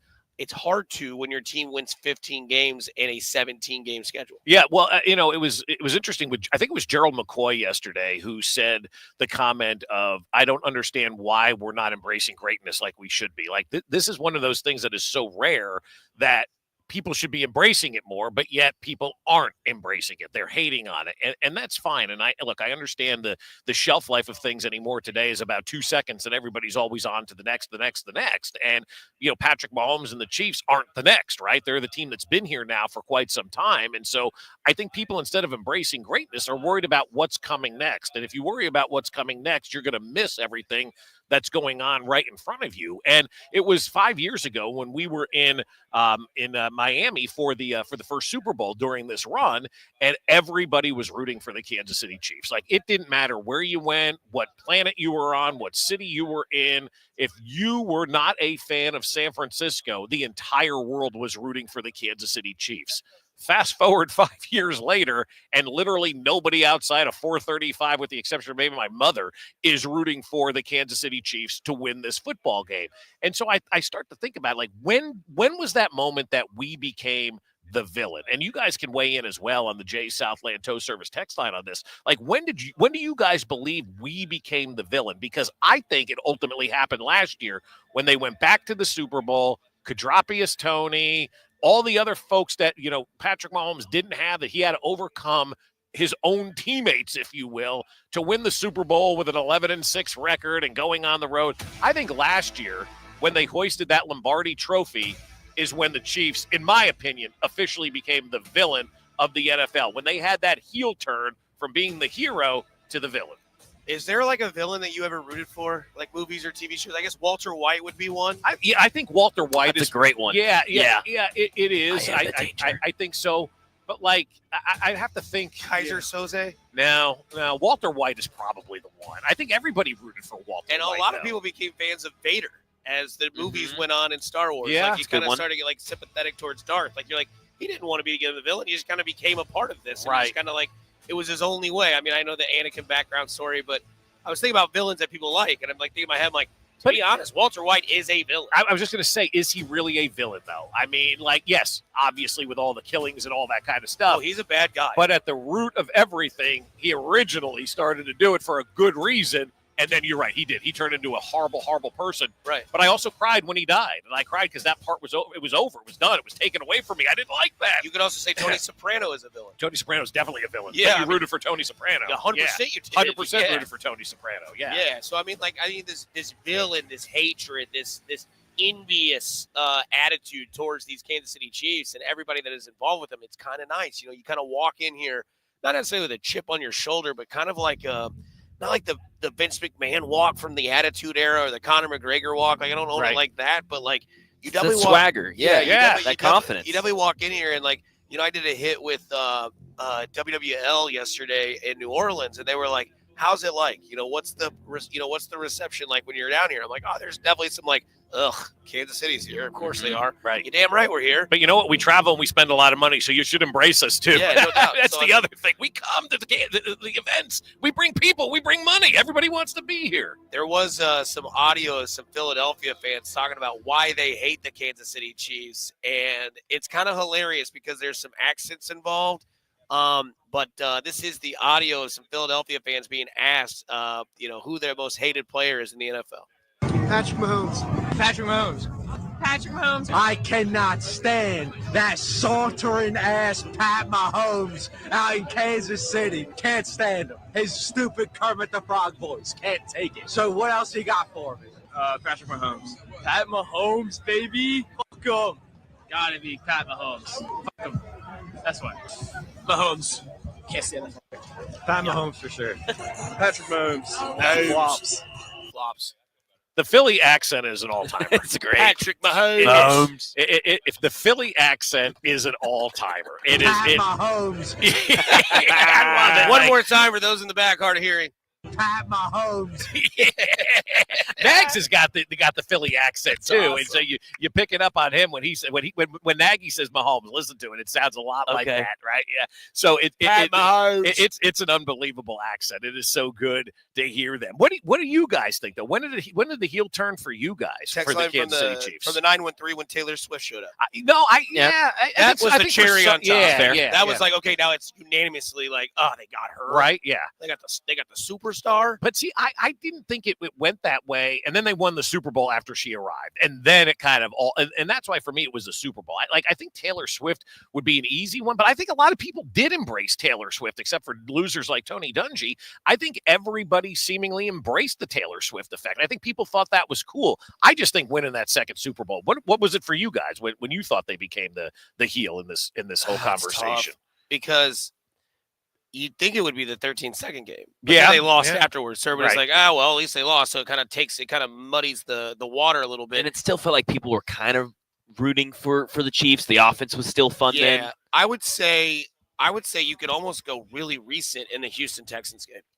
Like we could go talk to the guys right across it. You talking the regular season game or the postseason game? Postseason game. When everyone complained about the refs. The officiating, and then they're like, well, we knew it was Fair us point. against them, and everybody kind of leaned on the young, Yeah. up-and-coming team to be like, yeah, it is true. Like, you know, it is the refs. And then it was like the build-up to the Buffalo game was like, how are the refs going to give the game to Kansas City? And then, of course, there's the call, Right. which is, which is the guy, the Uber driver yesterday goes, yeah, I mean, I think it was a first down. And then you guys are both like, no, I don't know about that. Then he's like, what about that Xavier Worthy catch? I plead the fifth. Yeah, right. Well, I That's mean, what you said. I don't know enough about the Xavier. Like, I know the tie goes to the receiver, and Max said the ball didn't move, so fine, it was a catch, whatever the case may be. But like, I'm tired of that referee conversation. When he brought that up in the car about the, I mean, I don't know if you guys could tell. I just kind of went, same. the energy was just drained. I'm like, I gosh. just spent 3 weeks talking about this. I'm not interested in discussing, facts of an NFL game that people want to spin into fiction. But the genesis of that for me, and the reason I'd say that when the Chiefs became the villain was after that Eagles Super Bowl, because it ended with that James Bradbury hold. Everyone freaked out. to me, that's when it all changed. Yeah, but that James Bradbury hold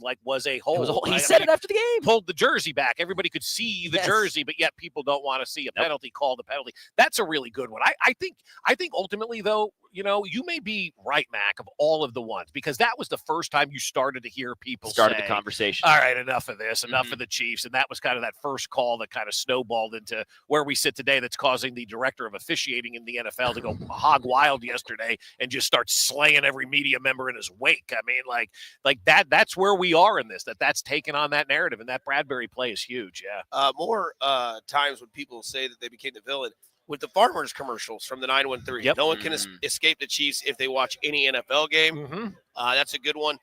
More villains that people rooted for. Thanos. That's not me. So the guy that collects all the Infinity Stones or whatever they are. No. Snaps his finger. Okay. Another one. Mel Gibson in Payback. Really? Yeah. Omar from The Wire. I didn't know if he was a villain or not. I mean, I guess. He's not the Greek villain, but he's a vigilante. Though. Yeah, he's a villain. He's like Batman in Baltimore. But with a shotgun and a trench coat. Yeah, he's a villain. I mean, if you're telling me Walter White's a villain, then Omar's a villain. Yeah, that's the Philly accent right there. Mahomes, Pat Mahomes, Pat Mahomes. I guess maybe this is me. I was kind of a fan of the Joker, the Heath Ledger one. Okay. Oh, that's a great one. Rooted for him. Yeah, I was kind of like, all right, this guy's cool. Right. But it's Heath Ledger. he had me when he made the pencil disappear. You guys stopped killing the Batman. What happened? Your balls fall off? Somebody says that Jamie Lannister, love that text from the 913. God bless you. He was a villain that I definitely started to root for. Who the hell is he? Jamie Lannister, Game of Thrones. Game of Thrones. He was the boy that was supposed to be the greatest, right? He was a good swordsman, had all the money. He's a Lannister. He's rich. He's got some, some weird stuff going on with his sister, but we don't have to talk about that. Well, that makes you villain in of itself right there, right? The things I do for love, and he pushes a kid out the window in the very first episode. And villain. Then next thing you know, he goes to these trials and errors, gets his hand cut off, goes through all this stuff, comes back, and then he's like the hero. Yeah, it's weird how it works in that show. So some more of that. But yeah, I mean, it's wild, man, how it's not just the Chiefs. It's not just the players. It's not just the coaches. It's the damn media people, too, man. They hate us. It's everybody. And this stat that I just found on Pat Mahomes is probably the greatest Pat Mahomes stat of all time. And I'm going to read this to you, Matt, because I don't want to see it until you read it on the air. And this comes from WTF Stats, okay? So it's sports stats. Listen to this one. As a starter, Pat Mahomes is more likely to make it to the Super Bowl 71.4% of the time than he is to complete a pass, 66.6% of the time. Let me tell you about stats, man. Pat Mahomes. That's right. Isn't that that's a stat? I'm like, that's cool. That's a cool stat right there, right? His percentage of making it to the Super Bowl is higher than his percentage to complete a pass. How about that villain of Pat Mahomes? A lot of Game of Thrones love here. We got Theon Greyjoy, another villain that you started to root for. Gosh, that's awesome. Daenerys Targaryen, she became a villain, just burned it down once Missandei got decapitated. God, I'm just geeking out right now. And I got to stop. Stay focused, Dusty. Our buddy Aussie says Jason from Friday the 13th. Yeah, that's a villain. Yeah, absolutely. That guy had some mother issues. Yeah. Gerard Butler from Law Abiding Citizens. What about Tony Montana? Yeah, that's a villain. Yeah, that's a villain. Yeah, we looked like Tony Montana yesterday at Cafe Duval. What'd you guys get into? I swear it's food in my teeth. That's why my jaw's moving. What's the white substance on your nose? That's right. Powdered sugar. Mm-hmm. Sure it is. Yeah, I was looking for some beignets last night. Mac ate them all. Sorry. Yeah, the growing boy. The growing boy. Yeah, you put your sour cream on those beignets. It goes, oh, God, what a great one. Grandpa Joe. Oh, man. Oh, that's great. Grandpa Joe. Castor Troy. How about that from Face Off? He who has the gold makes the effing rules. In that movie. What a great text line today. Glad to see you guys there. Hopefully everybody's just home, D-Generation X and WWE. Got 2 words for you. Yeah, great. Love that. 620 says Alphaba. I would not say Alphaba's the villain. Alphaba's not the villain. I don't know what that is. Wicked. Okay. Yeah, I wouldn't say Alphaba's the villain. Did you root for the Green Witch? Or you start to? You're starting to. Yes. You really are. I think you because really she's are. right. Yeah. Yeah. Everybody's got a backstory. Yep. No, like you seriously are rooting for the Wicked Witch of the West in that movie when it goes to halftime, and we got to wait for part 2 to come out. But Tony Perkins from Heavyweights. Today, lunch has been canceled due to lack of hustle.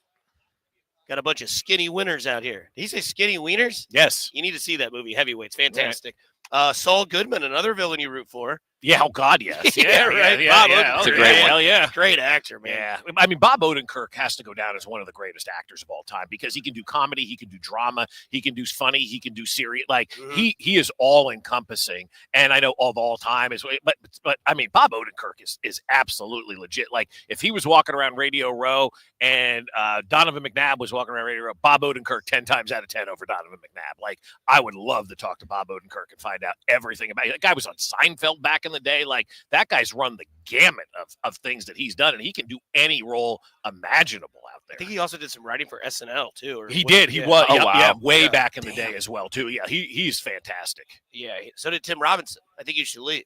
It's simply too good. Yeah. You know that story, right? That's why the show's called that? Yes. Yeah. What's the guy's name that created Saturday Night Live? Yeah, Lorne Michaels. Big Chiefs fan, by the So way. the Yeah. show I think you should leave that I wish you would watch. Maybe you will one time when you get out of the garage. Yeah. Tim Robinson, it's sketch comedy. We were giving you some quotes about you were laughing on the roof the other night. Right. Yeah, the show is called I Think You Should Leave because he was writing sketch comedy for Saturday Night Live. Right. The round ball rock episode with Yeah. with, How great is that? Yeah. Sudeikis and him are doing it. And Lorne Michaels said, hey, it's not really working with what you're writing. I think you should leave. Yeah. So then he created a show, put it on Netflix, and it's blown up. Wow, So that's great. there's Yeah. How did that work for Lorne Michaels? Yeah, Right? exactly. I'm sure he's just fine. He's still right? pumping out SNL. And Tim Robinson's got Detroiters, and he's got this show. So Well, Lorne Michaels, for whatever reason, is a Chiefs fan. It was so bizarre back in the Vermont. Like, he was in even the though locker their room owner one of the time. Philadelphia Eagles looks Looks Lorne just Michaels. like him, right? Yeah, looks just like him. But he was in the locker room. Like, his son wanted to meet Tony Gonzalez back in like 02, 03. And I'm like, oh my God, why is Lorne Michaels in the Chiefs locker room? Little did we know that one day Taylor Swift would be part of Chiefs Kingdom. You know what? I've got a villain that we all root for that we didn't think about. Pat Mahomes. Big Earn from Kingpin. Yeah, Bill Murray's character. Sometimes when I wake up in the morning, Big Earn's still there. Yeah. I don't want a kid getting months into the middle of nowhere. All right. What a great movie. Oh, fantastic. We need to try to find it and watch it. We're live on Radio Row in New Orleans, brought to you by Academy Sports and Outdoors. Kansas City is gearing up for their third straight title, and Academy Sports and Outdoors has everything you need to rep your team during their historic run. Coming up, Dallas to Vegas. What do we mean by that? We'll explain here on 96.5 The Fan. This is Fesco and Dusty, and we're your home for Kansas City sports.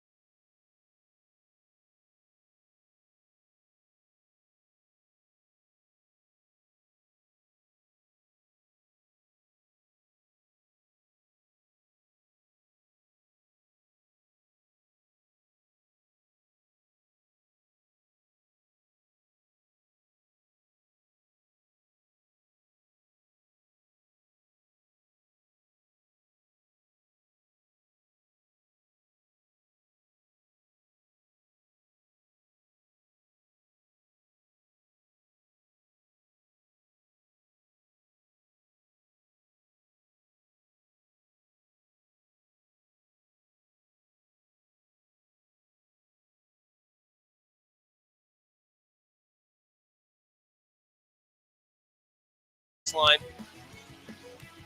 Robert De Niro in the movie Heat is a villain that people rooted for. Jamie Dutton, people rooted for that guy in Yellowstone. I didn't know that guy got rooted for. Yeah.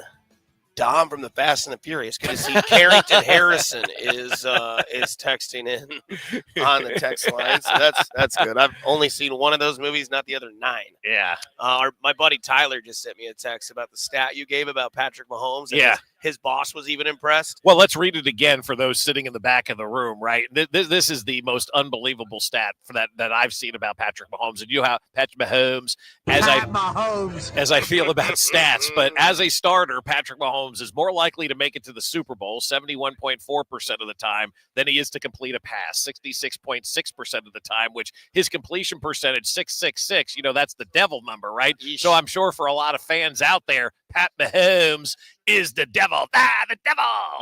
And he's going out there completing 66.6% of his passes, but making it to the Super Bowl 71.4% of the time. Remember, we have our Fesco and Dusty poll of the week. It is Wednesday. Which New Orleans food or which Nolans food is your favorite? We have etouffee, beignets, gumbo, and po' boy. Gumbo is running away. 38% of the votes go to gumbo. Coming in second is the po' boy sandwich, beignets third, and etouffee last at 50%. Etouffee is amazing. Well, that bowl of it I had yesterday. Good, huh? It's kind of like jambalaya, gumbo, etouffee. It's kind of like they're like all cousins. Yeah, they are. They really are. But I will say Jimmy Buffett, I don't think sang about anything other than I will play for gumbo. So if Jimmy Buffett's singing about it and it's a Creole dish, that's the best one. Did you know that he had the last mango in Paris? Did I know? Yes, I did. Yes. And he took the last plane out of Saigon. He did, yes. He took the first fast boat to China because, Jimmy, there's still so much to be done. So you were talking about your friend's boss. I gave the stat. What did the boss say? He said, he just said, crazy stat, insane. Have a great day. Sends it out to the whole company. Yeah, that's right. As I was listening to 96, I love you. If you're listening this morning, let us know. You listen. We'll call you out, and hopefully you're staying safe out there because, again, the roads are bad, and the stuff is starting to trickle in on how bad it truly is. I know it's getting close to the 8 o'clock hour, in Kansas City and here in New Orleans as well. But, we're thinking about all you guys down there. Stay home, stay safe. Don't go out there on the roads today, and just kind of chill out later in the day. Once it dissipates, then you can start thinking about going out there and doing your thing. But as of right now, man, stay safe, please. Safety is the most important thing that we have going on. Hey, it's time to play Name That Year, where we'll play a Chiefs highlight. A caller will guess what year it took place, and you will qualify to win a $500 Hy-Vee gift card at the end of the week. This is our third day of doing it right now, so we'll take our third qualifier when you know what year this highlight is from. Taken by Niall Davis. He's going to bring it out between the hash and numbers on the left side. 15 breaks free. He's at the 30. He's at the 40. He's at midfield. Niall Davis, the Houston native. 20, 15, 10, 5. Touchdown. Kansas City. A 106-yard kickoff return right out of the gate. So if you can name that year, you'll qualify for a $500 gift card at our friends at Hy-Vee. That's right. 913-586-7965. Be caller number 5 right now, and you will qualify. That's right. So you think the Mavericks are going to go to Vegas? I do. Yeah, I think that's the ultimate goal. I look at sports in a different realm of, business first, business second, business third, and then there may be a game that gets played out there, right? Because these owners are all about the dollars. They don't care about, leaving cities, moving their franchises, whatever it takes to make them more money. They're going to do this. And this Luka trade is still like sending shockwaves through like everybody still talking about what the hell happened, in this trade. And, the Dallas thing is interesting because Texas is the biggest untapped gambling market out there in the United States today, right? There's no legalized gambling in the state of Texas. The owners of the Dallas Mavericks are the largest casino owners in the United States. They own the Sands Casino and all of that kind of stuff, right? So their whole thing was when they bought the Mavericks from Mark Cuban, their goal was to build a casino arena and expand and get gambling in Dallas because that's, again, the biggest untapped market in the United States, Texas, for gambling. And they've been trying to get gambling through for many years now, and it failed again. And I guess they have to wait another 2 years before they can even broach the subject again. This has got Major League real life written all over it, man. Drive the value of that team down. Nobody goes anymore. You need a new arena. We can't build you one. We don't like what's going on here. Move this team to Las Vegas. And I think ultimately for me, That's the way that I view this trade. It's the Dallas ownership starting to pare down that team, to make them not good, to drive fan interest to an all-time low, to say, hey, we tried, fans aren't interested anymore, we're moving to Las Vegas. Well, and you just shipped away your superstar who's in his young 20s. Yeah. I mean, it just doesn't make sense. No. I don't know if it was like a fake PR thing yesterday, but I heard somewhere that they were like reimbursing fans for their season tickets. Yeah. That is a true thing. It is a true thing. And what's interesting about that is Ben Maller sent me this article. I guess years ago, courts ruled, because fans tried to do this years ago when somebody got traded, and the courts ruled you're not going to see individual players. You're paying to go see the teams play. And so the fact that the Dallas Mavericks are reimbursing people for their season tickets, A, looks great on the surface, but B, also they can say, look, fan interest isn't here anymore. Nobody likes this team. We got to look for a new home, and kind of start all of that conversation. Shout out to CJ and Raymore for getting that year correct. You are in the finalists of the drawings, the $500 gift card at Hy-Vee. Bob, you want to guess what year that 2016. was? Nathan, is he right? No, sir. Well, okay. Dusty, what year do you think it was? It's 2015. It was 2015 season. The game was played in January of 2016. We're both right. Yeah. Right. Everybody no, wins. I knew it was 20 because the 2015 Al year. Davis, baby. I'll never forget that name. I'll never forget that game. I'll never forget. I wasn't even in my seat when that kickoff took place. Like, that's how quickly, obviously, it was the opening kickoff and it took place. But that was coming on the heels of the Royals winning the World Series that year in 2015. And that's when the Chiefs won 10 or 11 in a row, to fit 10 in a row to kind of finish off the season, and then went up to New England and they lost, that playoff game in New England. And that kind of started, I think anyway, to kind of spell the end for Alex Smith, because the Chiefs needed 2 scores. It took them forever to get that first score. Everybody was mad. Alex Smith wasn't able to play that style of football, and I think that started to lay the groundwork for okay, it may be time to get Pat Mahomes. Pat Mahomes. That guy, gee, many Christmas. We are Pat Mahomes. That's right, Nathan. We are live in Radio Row in New Orleans, brought to you by Academy Sports and Outdoors. Kansas City is gearing up for their 3rd straight title. And Academy Sports and Outdoors has everything you need to rep your team during this historic run. And also, don't forget, the big game coverage here on 96.5 The Fan is brought to you by Community America Credit Union, member-owned, open to all, invest in you. Join today at communityamerica.com. We are 2 hours into this show on a Wednesday. Coming up on the other side, we dive into what the energy is here and what can happen next, because we've got some audio from the OC of Kansas City here on Fesco and Dusty with our producer, Mac, and the guy that runs everything is what we call him, Nathan, right now during this week here on 96.5 The Fan, your home for Kansas City sports. You're listening to Fesco and Hey, you're clear. Live from New Orleans at Radio All right, Row. I got Brought Don to Sharp you here. by Bud Light, the beer sponsor of the Kansas City Chiefs. Bud Light, easy to drink, easy to enjoy. Drink responsibly. And by Academy Sports and Outdoors. Kansas City is gearing up for their 3rd straight title, and Academy Sports and Outdoors has everything you need. All right, Bob, 5 seconds. Their historic run. This is your home for Chiefs football. 96.5 The Fan. Have you ever wondered about the difference between spending 2 years searching for a home and finding one in just 2 days? The answer is simple. It's Dawn Sharp. The Sharp Homes team is dedicated to turning frustrated home seekers into successful homeowners throughout our region. Just ask Mary. After 2 years of unsuccessful house hunting with another realtor, she decided to reach out to Dawn's team. The result? They found her the perfect property in just 2 days. But that's only part of the story. When it was time to sell her existing home, Dawn's strategic marketing attracted multiple offers on the first day, leading to a signed contract within 48 hours. The Sharp Homes team does more than just deliver results. They provide peace of mind. And the Sharp Home teams can also give you options. If you want to skip the showings and open houses and go straight to sold, then contact them to discuss their instant offer program. Contact the only agent I would trust if I needed to sell my home. It's Dawn Sharp with the Sharp Homes team, brokered by Epic Realty. You can Google them, Sharp Homes team, and see over 200 5-star Google and Zillow reviews and understand why in the last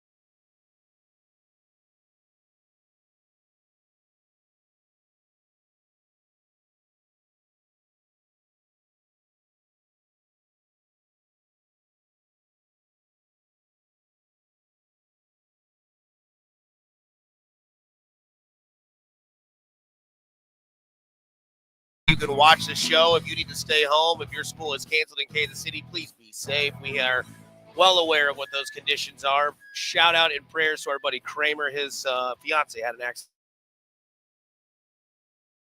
And it hit home with that text because he's one of us. That's so right. Kramer, we're thinking about you and the lady. Take care. The city, and if you need to, just stay home, listen to us, watch us on YouTube, Twitter, Facebook, and Twitch, presented by our partners at Technology Group Solutions, the official IT provider of your Kansas City Chiefs. And this is hilarious because we do this a lot. Speaking of Kramer, he did this during the COVID days at the station with, let me tell you something, Bob. Him and Binkley would do the Royals simulated games. That's right. And then report on them. They even had Pat Mahomes as one of their players on that roster. But you found something where they did the simulation, right? Yeah, the simulation, right? Yeah. We always like because this gives us a lot of insight here, right? They simulated the Super Bowl 1,000 times, right, on computers, right? Computers these days, let me tell you, the kids all have them, right? And so they did the Super Bowl supercomputer ahead of the big clash between the Chiefs and Philadelphia Eagles, and the supercomputer is a probability model estimating the outcome of an upcoming game based on strengths, several factors, all this kind of stuff, right? And so the supercomputer put in the Chiefs and Eagles into their thing and went 1,000 times. 1,000 times they did this, right? It probably took 2 seconds to simulate it 1,000 times. And that supercomputer has calculated the Chiefs have a 58.4% chance of claiming victory and a historic three-peat on Sunday compared to the Eagles at 41.6%. The supercomputer, now if you're a gambler, right, which a lot of people are these days, has also forecasted, that's exactly right, the most likely final score, and crucially for bettors, the most likely point spread with the average final score of 25.8 to 23.5 for the Chiefs, giving Kansas City an edge of 2.3 points. It has also been predicted that the chances of the game going to overtime are just 3.4%. So there you have it. They expect the Chiefs to win by about 3 points in this game. So and we got the refs and AI. That's right. Okay. Yeah. Who were we talking to last Allen night Iverson? About the Eagles? Oh, one of the guys at the media party. Was it Harold? Harold. It was Harold. And he says he had a dream like Binkley had a dream of that. Binkley wakes up in a sweat seeing the Chiefs win 49-0. Yeah. Harold says, I had this dream that Jake Elliott, the kicker for the Eagles, misses a 32-yarder at the end, Scott Norwood style, wide right. And I told Harold at that time, if Jake Elliott misses a 32-yard field goal at the end of the game to win it, probably should just stay in New Orleans and not go back to Philadelphia. Yeah, right? Or just go to the casino and start gambling, buy every lottery ticket, Powerball, everything you can buy if that's the case, if you got that right. Yeah, right. That's what he said. He goes, I know how this is ending, guys. He goes, I saw it. He goes, Elliott's going to miss a field goal at the end of the game, and then Mahomes going to get the ball with like a minute something left and then run out the clock and three-peat engage. That's right. It done. And it's over. So if that's Harold's kind of vision, Binkley had his dream, the computers are saying this, looks like the Chiefs are going to win by an average of 3 points, if you can believe the supercomputer. It also said that the MVP favorites, Patrick Mahomes, tops the list at 47.2% chance of winning the award. Jalen Hurts comes in at second at 14.8% chance of winning that Super Bowl MVP behind Pat Mahomes. So that's kind of what we're looking at when it comes to the computers and all of that kind of stuff. Take it for what it's worth. But, as we get further and further into the week, I know you and Mac are kind of talking more and more about the nuts and bolts of the game and where this thing is going to ultimately end. But I think as we continue to hear the energy for the Eagles, it continues to give me more and more confidence and more faith that the Chiefs are going to take care of business on Sunday, because it has been so overwhelmingly to the direction of Philadelphia, talking about how great the Saquon Barkley and the whole offense is for Philadelphia. And every time, again, as we said, they do that. It's just a continued disrespect for what we have going on here in Kansas City. No doubt. But it is still a very, very pro-Philadelphia type of room. Absolutely. There is a lot of people that the energy and the fan base seems to be Philadelphia. The guards at the door, right. The people on the streets of Bourbon Street, go Birds, go all this. So it's definitely, you feel the energy. And like Mac was saying, now that I start to get more and more close to this game, starting to feel a little bit more and more better about the Chiefs. Yeah. I will have my take that I will save for Friday. I know that's a long tease, but I've put this together. I've thought about this every time we go back to the room, and I'm thinking, okay, make this make sense. Do the say it out loud test. Do you sound like a homer? Probably, but I have a take that I think is how. Yeah. have a sailor hat. I've nailed it down. I'm putting it all together, but I think I know how this game's going to go, at least the best in my opinion. When we do the script, we'll each have our own on Friday. It'll be the last script of the year before they play this gigantic, massive game on Sunday that you can hear right here on 96.5 The Fan. And Binkley had said something when we were talking to him earlier about, the three-peat for Mahomes and for the Chiefs and where they sit right now. And he said maybe later on in life he would have an opportunity to get the three-peat again. But that means you still have to find a way to win 2 more Super Bowls again. Like, you're right here. This is one of those opportunities that you don't want to fail. This is one of these opportunities that you probably don't get in life more than one shot, because there's no guarantees that you ever get back to the Super Bowl. Mahomes even said it the other night. There's no guarantees you get back to 2, win 2 in a row again. And so if you don't accomplish this three-peat, then you're back to 0 again, right? And then you got to kind of hit the reset button. And if you want to be in the annals of the greatest of all time, then it kind of sends you back to 0. You kind of reset and you go, okay, if we want to win 3 in a row, that's 1,000 days now again that we have to get through to win those 3 in a row. That's why it's so important to take care of business today and this week and get that third one done, because now you don't have to hit that reset button. And now you've got 3. And then we start talking about 4, 5, 6, 7, 8, 9 and moving forward with that. But you got to get that third one, because, man, winning the first 2 was not easy. And now you're here. You don't want to waste this opportunity. Do you think it's harder to win the first one or the third one? Third. For sure. Yeah, absolutely. Don't you? I mean, I don't know. I just thought about that when you were going there. Yeah. I was like, man, what's tougher, to win the first one and then, because a lot of people say winning the first one I think it's a Jordan quote when he was talking to the Celtics players that won that title, Garnett and Paul Pierce and Ray Allen. And he said, win 1, you're a fluke. Win 2, you're the truth. Right. And I don't know which one of the 3 is the hardest to win, because you think the first one's the hardest because you've never done it before. Right. The second one, you got to prove it. So there's a little bit of pressure. Can you be a returning champion? And then the third one, you think about it, like, you've done this twice before. We talked about Mahomes at media night, just looked annoyed, looked dialed in, looked like he was ready to go. And it's just like, they know the process. I know the Philadelphia Eagles were here just 2 years ago, but a year without it, you're still like, oh, yeah, this is what it's like. Whereas the Chiefs go into this the 3rd straight year, and it's like, remember, Monday night is this, Tuesday night is that, Wednesday night we start gearing up again. We get the practice going on. Thursday, it is what it is. Saturday, we have, our chaplain meeting. We get all together. We have our prayer. We have our meal. We have the game the next day. So I don't really know the answer to that question. I'm not trying to be a homer, but I really don't know if it's harder to win the first one or it's harder to win the third one. It's harder to win the third one because you're the hunted. And it's what we've talked about all season long, I think, with this Chiefs. You win the first one, okay, great. You won a Super Bowl. That's fantastic.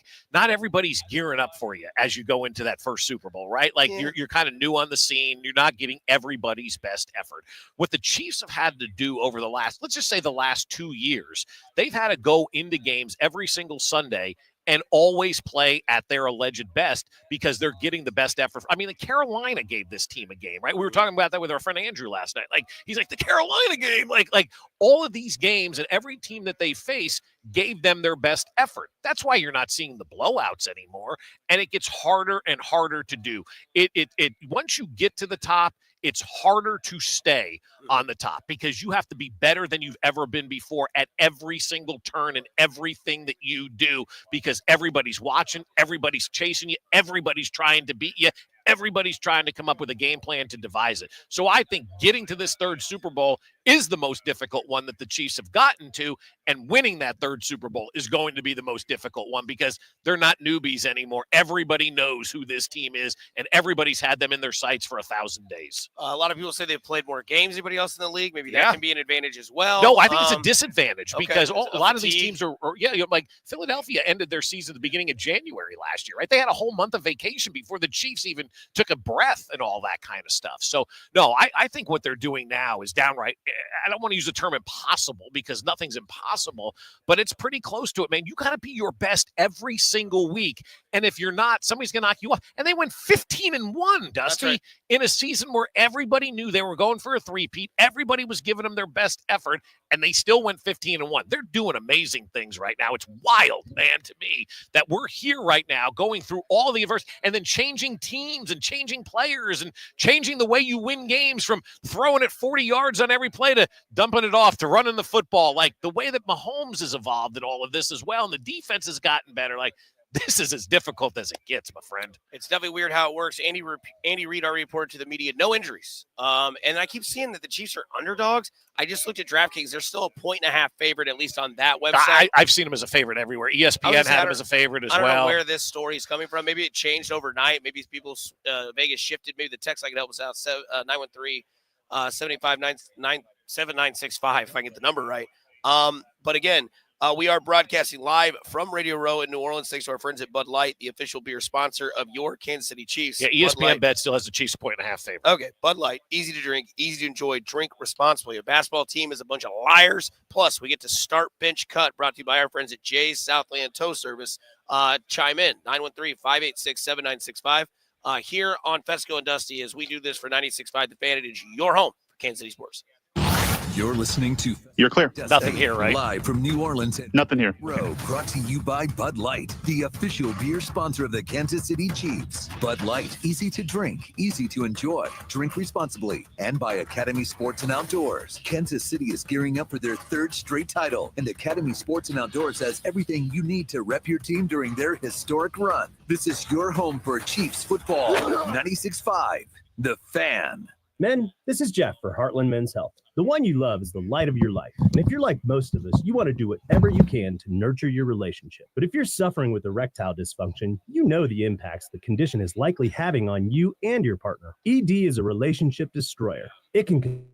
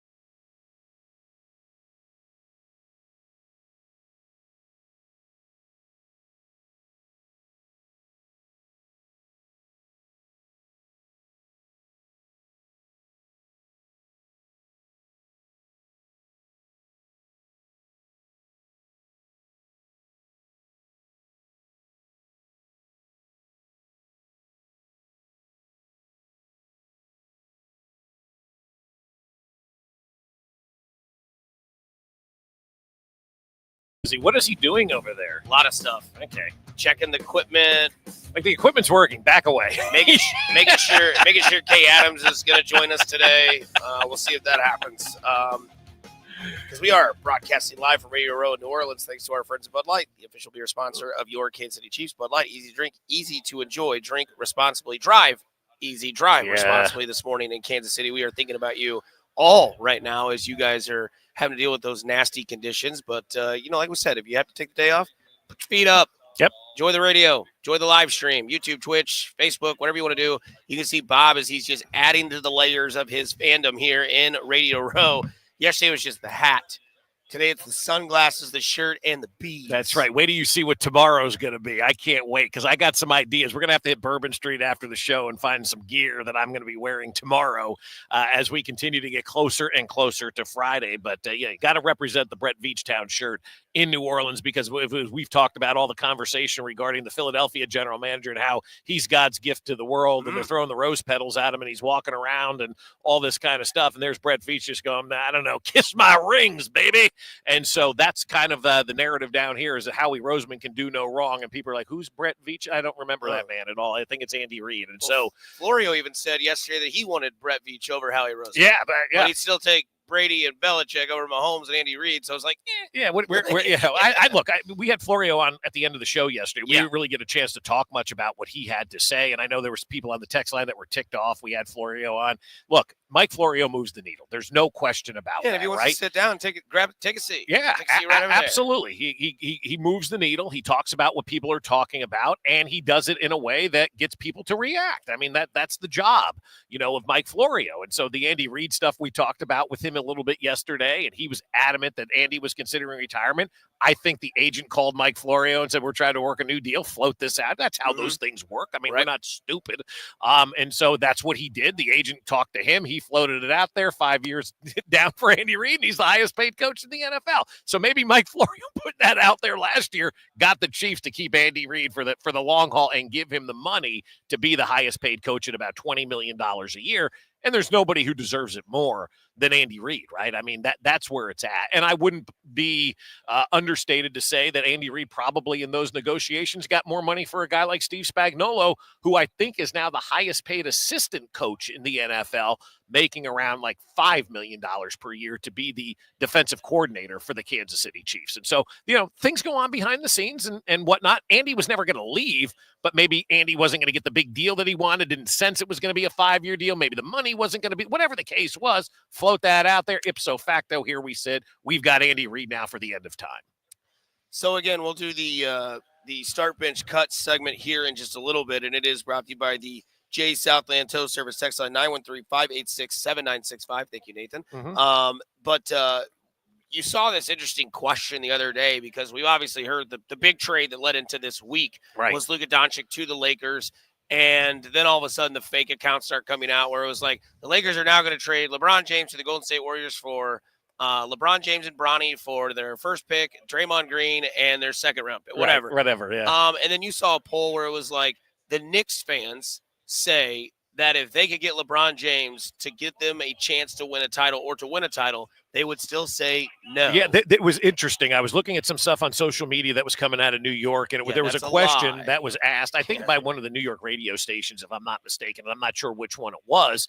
And it was something to the effect of, if the Knicks won a championship, but it meant you had to acquire LeBron James, would you want that championship? Now, I think it was 1971 the last time the Knicks won something, long before any of us were on this earth, right?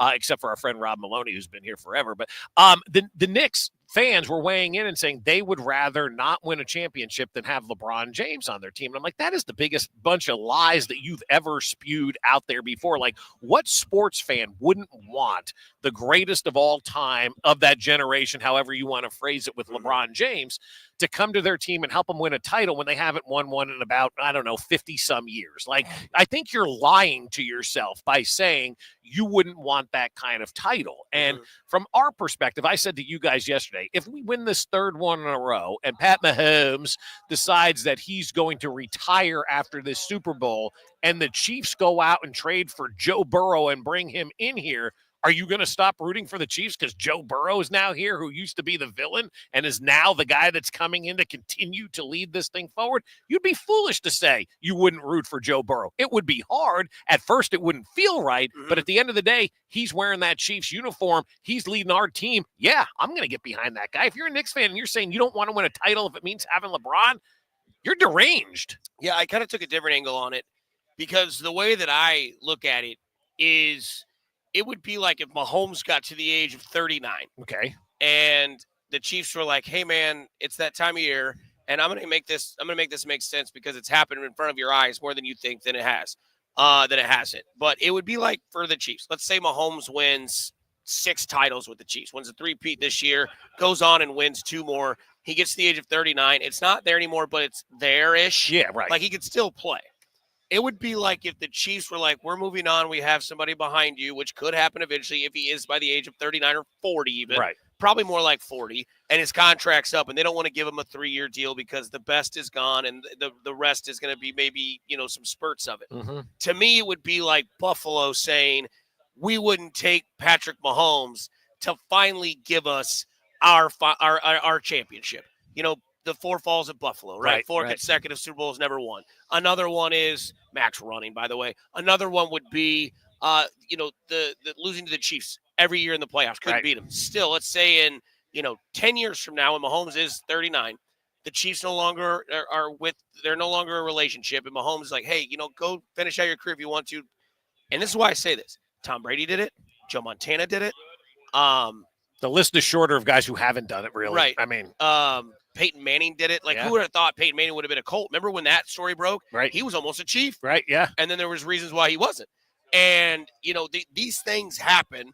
And I'll tell you what, Buffalo would be a bunch of liars if they said, oh, we wouldn't want Mahomes at 39, even if it gave them a chance to win a title, because I guarantee you Denver fans weren't saying that, and Manning took him to 2 Super Bowls and won 1. Yeah. I guarantee you Bucs fans weren't saying that because it got Tom Brady, who took him to a Super Bowl and won. Right. So this stuff does happen. Knicks fans, I don't know how petty they are. You know the area more than I do. They went through years of just trouble with Michael Jordan, which is kind of why I commented Buffalo and Kansas City, right? Like the Bills went through years of trouble against Patrick Mahomes. If Mahomes was 39 and a free agent, the Chiefs were going to bring him back because the end of your career is right there. And Buffalo was like, we got a chance.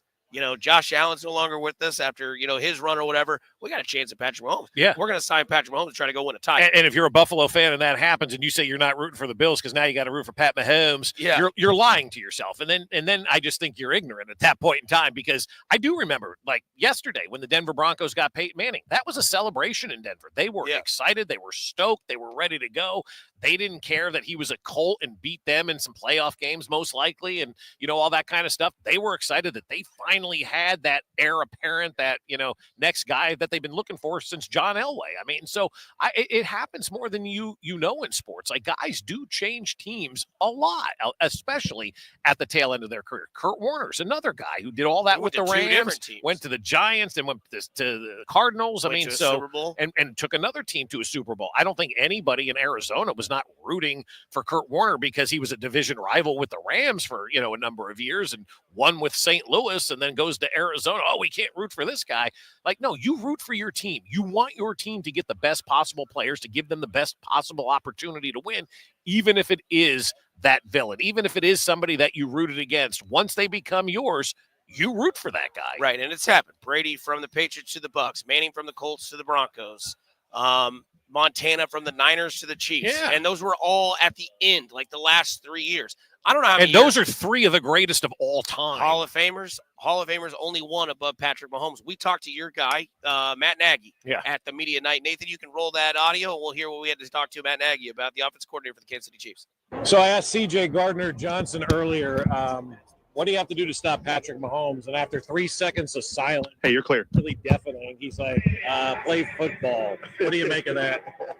Well, hey, I'm just glad that I'm not, I've been on that side trying to stop him. So, but got a lot of respect for those guys, and Vic's got that defense playing well. So we got to be ready. That defense. One thing they're doing is they're taking the football away, and then offensively, they're not giving the football up. So that's going to be critical. Patrick looked dialed in tonight, like more so than ever. Is this one like this is the one for him? Was he dialed in tonight? I mean, he looked on the screen like he didn't have any time for this. He was ready to go. Look at that playbook or whatever you guys got going on at the hotel. Yeah, well, he knows how to handle this. He's been there, so I believe you when you say that. But, yeah, he's going to be ready. What's your perspective from the crowd size tonight with everybody coming in here? I mean, it's a party. It's not a game. Yeah. And, it was the loudest it's been all night when the Chiefs came out. No, that's cool. That's awesome. The passion that these fans have is real. The players feel that. The players understand it. And I can't wait till Sunday, man, when you look out here and see all that red. Do you have a greatest moment in this dome? In this dome. Not necessarily. No. Not yet. Not yet. No, you will. We will. Will you dad dance if you guys get the 3 feet? Can you grit I'm staying out of it. I'm no more of that. That's done. You got roasted pretty good for that. No dad dances. That's over with. What's the celebration going to be if you do win 3? I mean, it's unprecedented. Yeah, I'll just let it happen naturally. We'll just sit back and let them watch. Let all the guys that can actually dance, let them dance, and we'll just sit back there and. But it's really, that's going to be – it's a big game. It's going to be a lot of fun. We've had a great week of preparation. The guys are locked in, and we have a lot of respect for Philadelphia. How do you feel going into this game versus the other Super Bowls that you've gone into? It's really, honestly, it's very similar. There's a lot – we were just talking about coming in here. It's like you don't want to take for granted the opportunity that you have of all right, 30 seconds. Tonight or whether it's on game day, whatever it is, enjoy the moment. Understand where you're at. And but then in the end, you got to be the team that wins. You can't come to this thing and lose. You got to win. Yeah. One deal for you. If you guys win the Super Bowl, can we trade quarter sips? Yeah. I've been wanting you want one? 10 seconds. Tim Nance golf one. I'll take that one. I think it's an even trade. That's pretty fair. Your eye is pretty nice. Yeah, 5. Have fun, Matt. All right, brother. Appreciate you guys. There it is, Matt Nagy, offensive coordinator. I should have had him judge my dad dance because I think later on today they'll be on the Instagram. If I'm going to make fun of Matt's dad dance, I should have done my dad dance at that point in time. But it was 10 o'clock at night, and I wasn't thinking straight, at that point in time. But I think it would have been good the next time we run into him. All right, Matt, you did your dad dance in front of Union Station. I'm going to do mine here. That's right. For you. This is a really good point on the text line from the 913. I thought this was a good text. It would have been in the 90s, say it's 97. If John Elway was a free agent, and he wanted to come to Kansas City, he had a chance to win a Super Bowl, you'd absolutely sign him and root for John Elway the next day. Open arms. Absolutely. Why wouldn't you? That would be the dumbest thing to say. No, you wouldn't root for John Elway. And I don't want to hear, how could you? Because he's ours. Once he becomes part of us, everything that happened in the past, that's right, you move on from. He's coming here with one goal in mind, just like Joe Montana tried to do, and that was to win a championship. And if John Elway had to come in here and finish out his career, hell yeah, you'd be buying 7 Elway jerseys. And where I can tell you that you would definitely do that, because there was a Raider that became a Chief that we get from the text line as well. Marcus Allen left the Raiders and came to the Chiefs, and he's one of the most favorited Chiefs players of all time. I mean, you still see Marcus Allen jerseys. Nobody hesitated to root for Marcus Allen when he became a member of the Kansas City Chiefs. It was immediate. Everybody embraced Marcus. And again, it was different times where not everybody had the ability to voice their opinion in a cesspool called social media, but you knew everybody was rooting for Marcus Allen because he put on the team colors and he was part of our organization.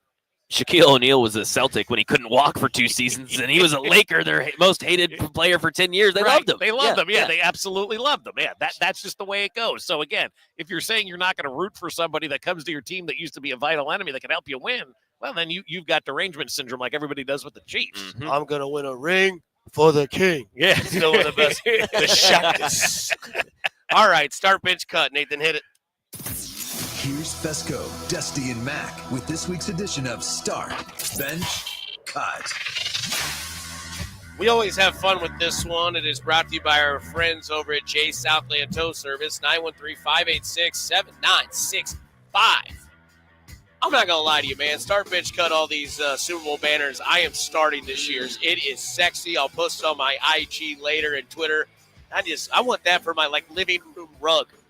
You know how big that is, though? It looks tiny here. I don't know that would fit in our houses. And I'm being serious about that. You're probably right. That is thing is massive. I don't know that would be able to go in the front door. Like, you want to talk about putting that on your lid. Like, I think that would cover the entire damn floor of somebody's Good. I house. don't have to Swiffer it anymore. Have you seen the cool vacuum that they got? It's like a Zamboni for vacuum cleaners that they're driving around here. I said, hell of a job. He goes, it's definitely got its perks. I was like, yeah, dude, that thing is awesome. Like, you're talking about all the security guys running around, and you got that guy who has that job. Like, hell yeah, man. Start. What do you do? I drive the Zamboni vacuum all day. Like, start sweet, bitch cut. Security guy with a gun, or the vacuum cleaner guy, or a food concession person here. What was the first one you said? Security guys walking around. You have to have that flag. Yeah. That bag. It's a lot of responsibility. It is, yeah. The Zamboni guys. Somebody F arounds, they find out from you. Start pitch cut. So we're in Nolans, and we went by we walked by the Manning restaurant yesterday. I thought it was the Manning house. Right. That's how dumb I am. You thought they had a big sign outside that said Manning's. Manning's right here. They live there? Bob goes, there's Manning's. I was like, that's where they live? He goes, no, idiot. That's their restaurant. Their house is somewhere else. Yeah, why they own a roofing company in Kansas City, I still don't know. But Bob also thought his phone was a squirrel yesterday. We'll get into that. I wasn't the only one who thought that.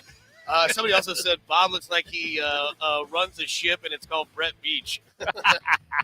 Start pitch cut. Legacy brothers in the NFL: the Mannings, the Watts, or the Barbers.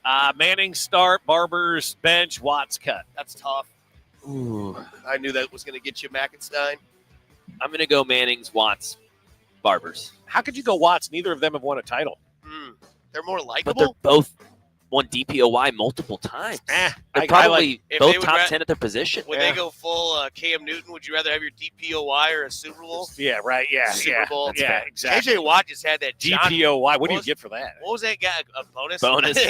That the government takes half of your money away from. Yeah, so you don't want it. You remember that? Was it John Ritchie for the Raiders that always bled from his nose? Like J.J. Watt would always bleed from his nose? There was a guy that played for the Giants in the 80s named Brad Benson. And he cut his nose and it never healed, and it was just blood all the time. It was so gross. Look it up, man. Nice. It's the best. Continuing start bench cut from our people over at Jay Southland Tow Service. Boy, I bet they're busy today in Kansas City. Oh, I bet they are. Yeah.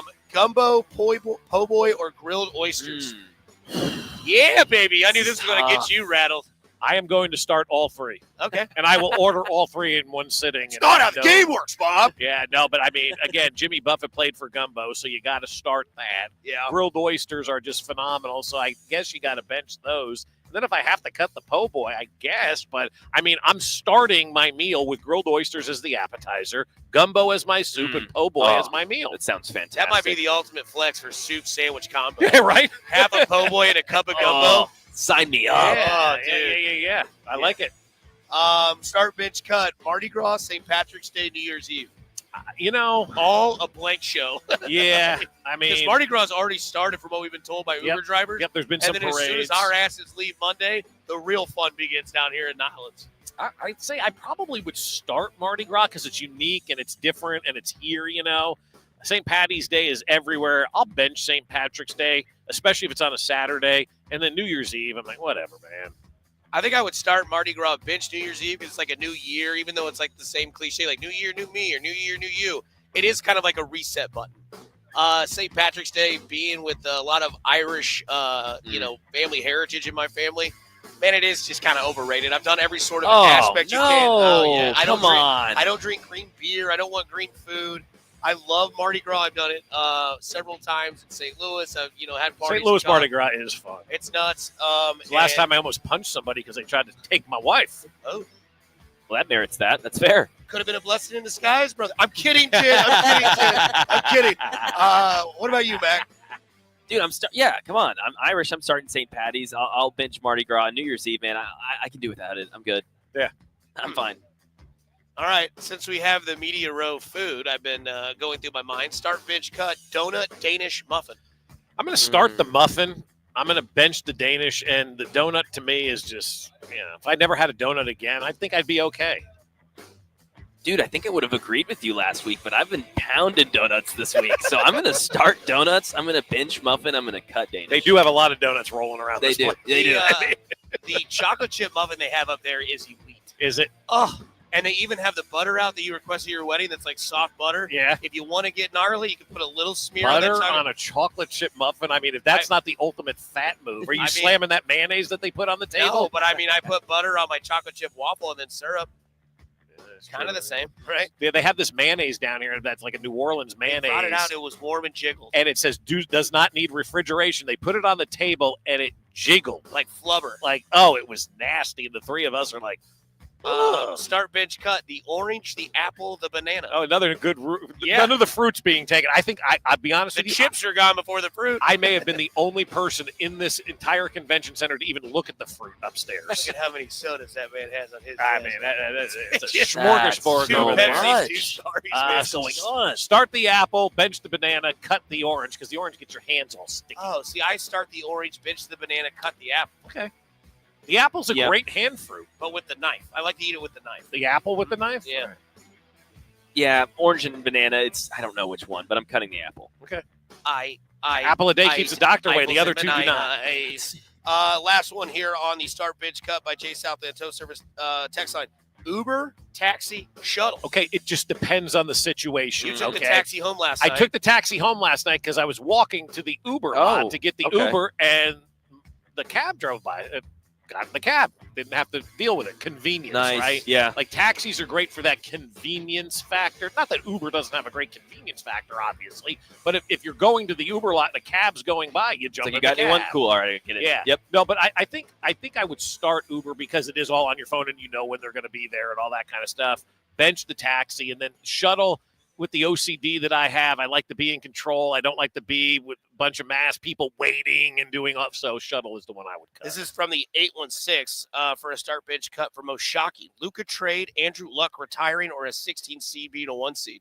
Andrew Luck retiring for me is probably the start as the most shocking one. That was crazy. Yeah, I mean that came out of nowhere. Like that he lost to Patrick Mahomes. Like, I'll never beat this guy. All you guys that are coming after me, good luck. Good luck. So far, only one's done it outside of Tom Brady. I mean, so like I got to start the Andrew Luck one because it's also the NFL bench Luka and then the 16 beating a 1. I don't think that's that big a deal anymore in the college basketball tournament because of NIL and guys aren't together anymore. And the 16 seeds have most likely played together for 4 years. They're good teams with the NIL now in college basketball. I wouldn't be surprised if we see more of that happening. This one right here is for Mac. Start bench cut. Lopez twins, Morris twins, Gasol brothers. Oh, well, Gasol brothers for sure. Yeah, that's who you're starting. Yeah, that's easy. And then I'm going to go. The Morais played great trolls in the NBA and in college basketball, though. Yeah. The Morais were great trolls. Oh, they're awesome. I'm gonna bench them, because both of them were good. Whereas Robin Lopez had a couple good years to start and really fell off. So I'll cut the Lopez brothers. From the 913, Dusty's voice is getting progressively hoarse as the week goes on. Literally my favorite part of the Super Bowl week so far. LMFAO Friday. He's gonna sound like Clint Eastwood after he smoked a carton of darts. We'll keep it together. We'll keep grinding along here. It is going, baby. I need some tea and honey. They have it upstairs. I like honey. Do they have that upstairs too? They have tea and they have lemon. They have little honey and they have. I will do that as well. Jackpot. I know it's up there. We're live, Radio Row in New Orleans, brought to you by Academy Sports and Outdoors. Kansas City is gearing up for their third straight title, and Academy Sports and Outdoors has everything you need to rep your team during their historic three-peat. Coming up on the other side. What moment did you know the Chiefs were officially the villain? We'll dive back into that. Plus, what's the one villain you always rooted for? 913-586-7965. Live in Nolens. Fesco and Dusty on 96.5 The Fan. Your home for Kansas City Chiefs. I've been pounded the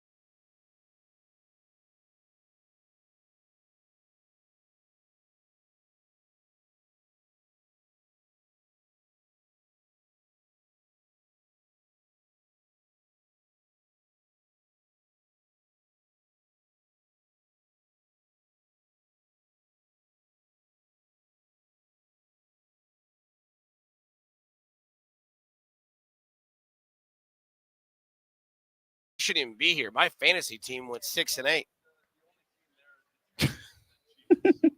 I mean, seriously, I'm looking at him right now. What kind of message are you sending? Like, if I'm the administration at that university, you're gone. I mean, seriously, dude, you're going where? In the middle of basketball? We got practice. We got to get better. All this kind of stuff. And you're going to Radio Row?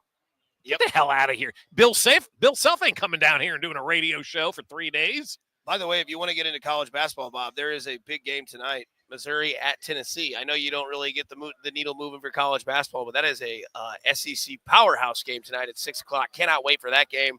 But again, we want to remind you, Trey Wingo will join the show here in a little bit. So will Bernie Kosar. Mm-hmm. For those of you that are a little older and listen to this show, you'll really enjoy that. I'm going to enjoy it because I'm ready to hear some stories from the past and hear how he views Patrick Mahomes and this Chiefs run to hear the perspective from somebody who played many years ago to see how the game is today. And somebody who's also been on the side of a lot of heartbreak, too. I mean, those 2 games to the Denver Broncos in back-to-back years. And, he played for Marty Schottenheimer. I wonder if Marty Schottenheimer coached the Browns the way he coached the Chiefs in the playoffs, tense, tight, and that kind of stuff. So, and also talked about Myles Garrett, who, of course, Bovada, the offshore betting handle, has the Chiefs as the favorite to land him.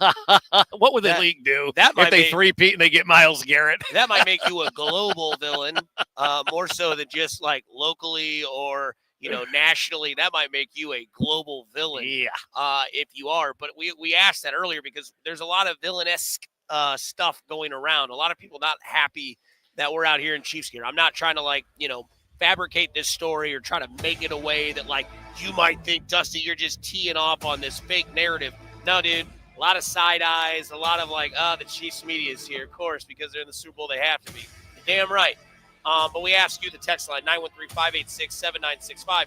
When did you realize the Chiefs were the villain? Somebody says the 13-second game. Yep, that's a good one. Because, you break the Bills' hearts again. Right. I think it was kind of all in, at least in my opinion, from what I heard last year, to your right, about last year when it came to the Niners in the Super Bowl with the Chiefs.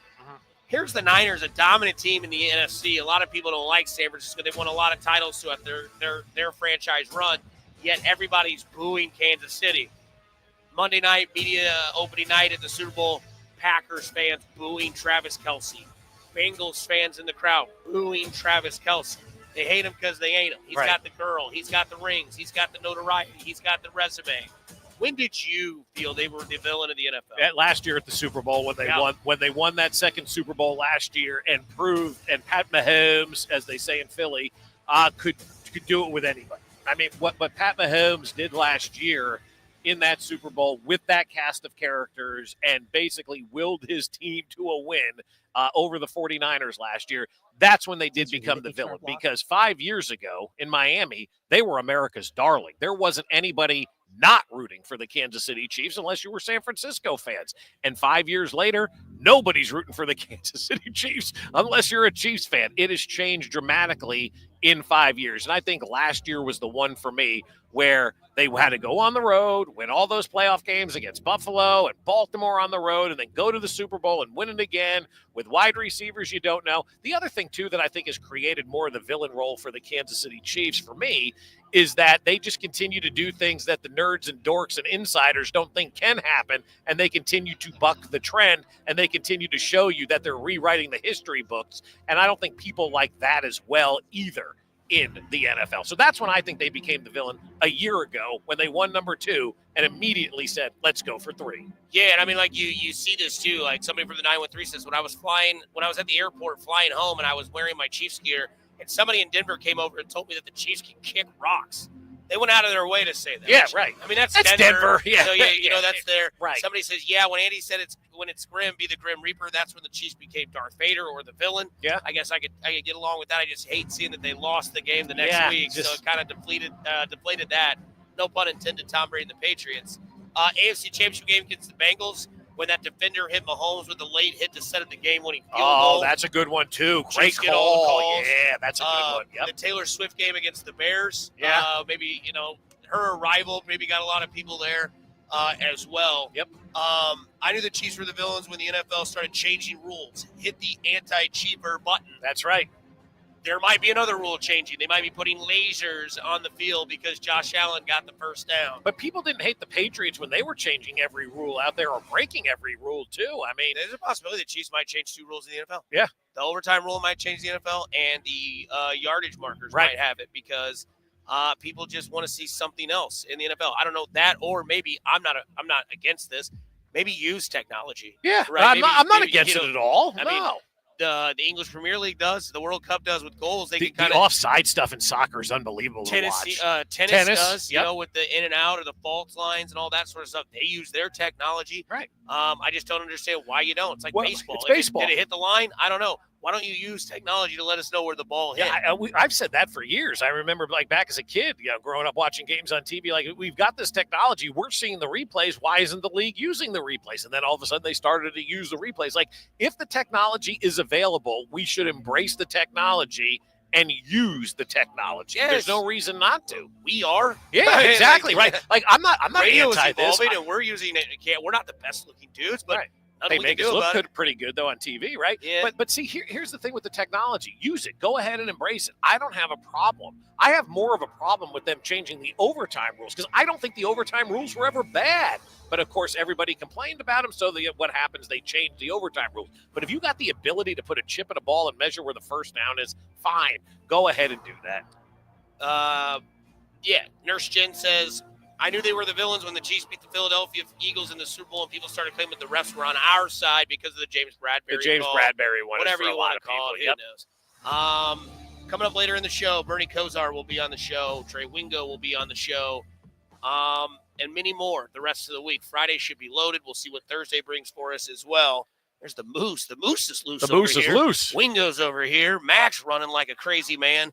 Here we are on Radio Row, live in New Orleans. And, of course, it is brought to you by our friends at Bud Light, the official beer sponsor of your Kansas City Chiefs. Bud Light, easy to drink, easy to enjoy. Please drink responsible. And as Mac had said, you can watch us on the show, or you can watch the show on YouTube, Twitter, Facebook, and Twitch, presented by our partners at Technology Group Solutions, the official IT provider of your Kansas City Chiefs. Should have Bernie Kosar here in just a second on 96.5 The Fan, your home for Kansas City sports. You're listening to Fesco and Hey, you're clear. Live from New Orleans at Radio Row, brought to you by Bud Light, the official beer sponsor of the Kansas City Chiefs. Bud Light, easy to drink, easy to enjoy. Drink responsibly. And by Academy Sports and Outdoors. Kansas City is gearing up for their 3rd straight title, and Academy Sports and Outdoors has everything you need to rep your team during their historic run. This is your home for Chiefs football. 96.5, The Fan. It starts as a nuisance, and you just put up with it. But then that awful joint pain impacts everything in your life. Walking, climbing stairs, even getting in and out of the car hurts. Hey, it's Bob Fesco. I'm talking about that always there joint pain in your knees, hips, shoulders, and back. But here's the good news. QC Kinetics. Groundbreaking treatments for arthritis pain. Long-term relief is now possible with no downtime. Tens of thousands of QC Kinetics patients would tell you, don't wait. Make the call today. These new orthobiologic cellular therapies, including PRP treatments, can revitalize your joints without going under the knife. Look, joint pain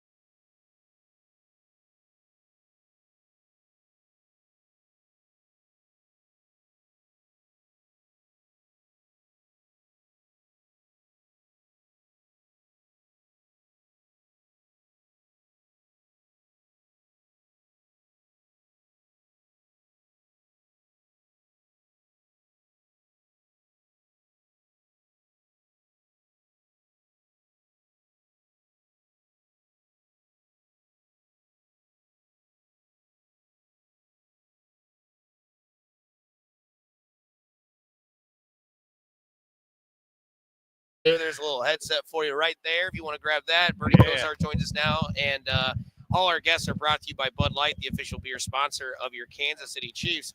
Bud Light, easy to drink, easy to enjoy, drink responsibly. Mr. Kosar, how are you, sir?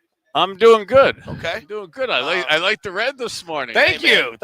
Finally, somebody that smiles when they see us. I know. I haven't felt that warmth in a long time. Us in Cleveland are living vicariously through.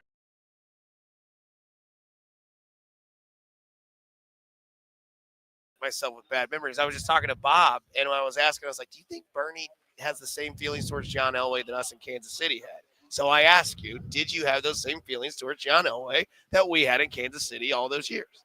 Wow, we do have eerily more things in common than we care to admit to. I wonder why I'm so personally scarred and here for mental health this week. Right. Okay, from games like that. And I digress just thinking of that. And I as I'm in the late third quarter, early fourth quarter of my life, want to really talk about positivity and stuff. But when you talk about reflective memories, and I see that from throwing sidearm, this is my right arm as straight as it goes. And that's because in 1988, the season opener at Kansas City, Ross came off the corner on a strong safety blitz, grabbed my arm, and literally took out my elbow. And fast forward a few years later, that's something that really started the kind of decline of my career. Yeah, that's wild. I mean, if you had that injury today, they probably just doctor you back up and you're right out there and have things have changed. Well, actually, when it happened, I wasn't allowed to leave the field. You stayed on the field, played a little longer, and then stayed on the sideline. And that's actually how some of the staph infection got in there, because it happened in the first quarter at like 1:15. Yeah. Game didn't end till like 4, and then you get to see the doctor at like 5 o'clock when all the infections that had really set in. Oh, my goodness. Bernie Kosar with us here on Radio Row. And you mentioned Kelsey, right? And obviously that's a big storyline for everybody. And you have the Cleveland ties and all that kind of stuff. Is Cleveland embracing Travis Kelsey, or are they like seemingly the rest of America like, no more? I'm embracing.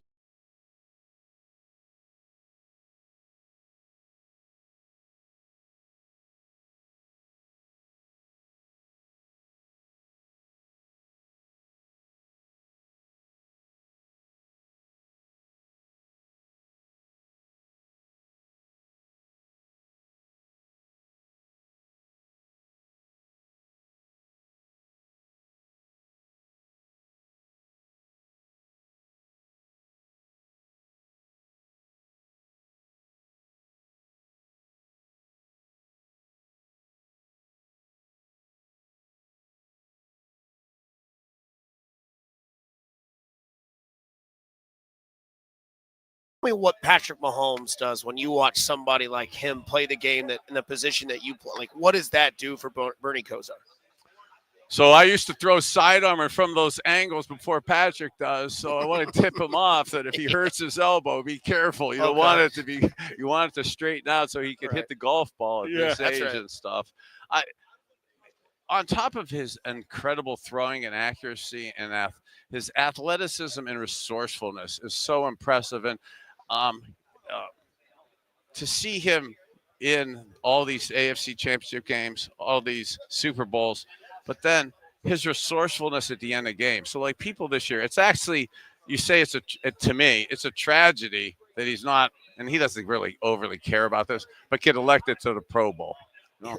Yeah. And people say he has a down year, and I'm not at all picking on anybody, but we are victims or beneficiaries of the guys around us. And there's been some struggling issues at the offensive line with you guys that could be an issue in the Super Bowl right here. And the receiver depth was an issue. So as quarterbacks, if your receiver depth is an issue and your offensive line and protection is an issue, to have big numbers consistently is massively challenging. So for him to have the ultimate results this year and win the games and resourceless at the end of the game, it's just unbelievable. Hats off to him. Yeah, and even last year, Bernie Kosar, like doing it with guys who couldn't catch the football. Kadropius Toney's dropping things all over the place. Nobody emerged. And then this year, you lose your top 2 wide receivers before October rolls around, right? You're changing. I think 5 left tackles have played this year for them, and they continue to win. And people are telling me Josh Allen's the MVP, and I tell them, Well, the quarterbacks, I don't think the other 30 teams in the league would be disappointed with Josh Allen or Patrick Mahomes as their leaders and stuff. But more so focused on the Kansas City side of it, and my love for Patrick Mahomes, Travis Kelce.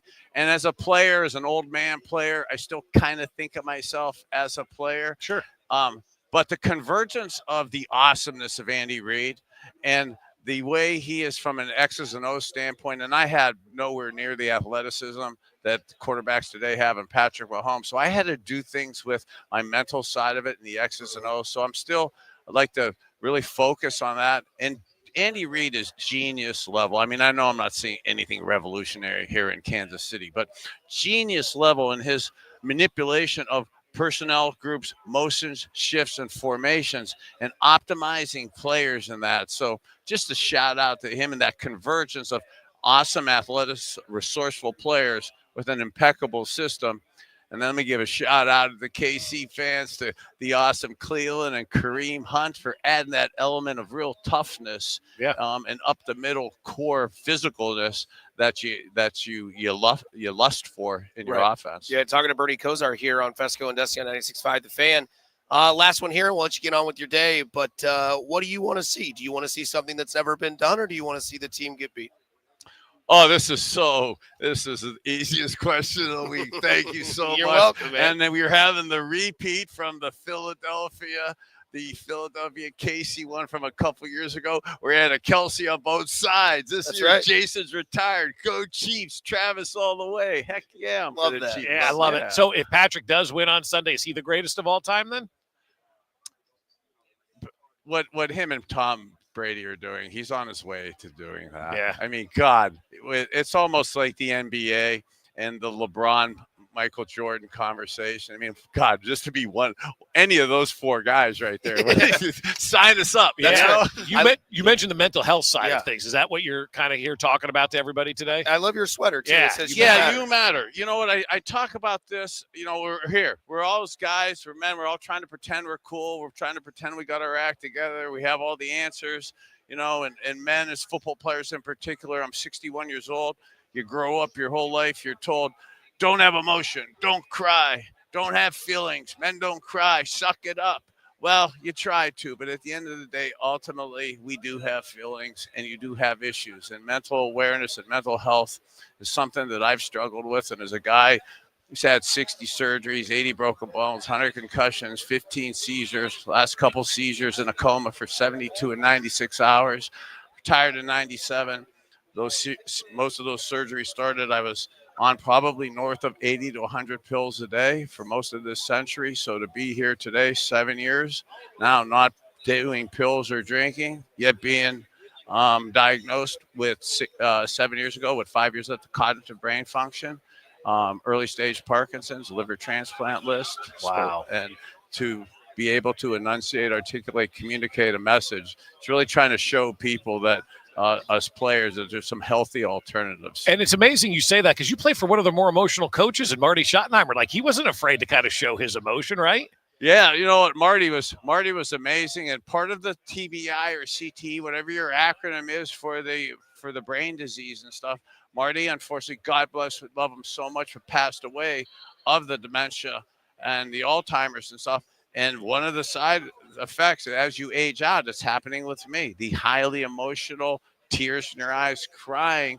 You know, when we were younger, you kind of got yelled at for it by us older men. But now you see the ramifications of that. And again, it's just trying to tell guys. I was super close, and I want to be positive, but super close with Junior Seau and Dave Durison. And it's too many of us men. I love my number 19.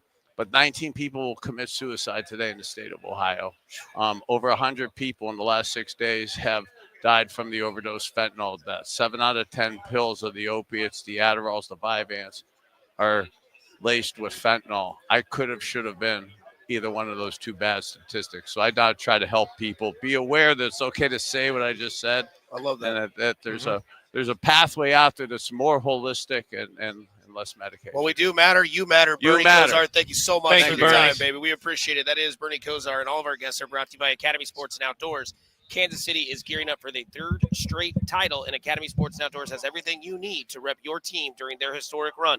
Trey Wingo will join us next here on the other side on 96.5 The Fan, your home for Kansas City Sports. You're listening to Fesco and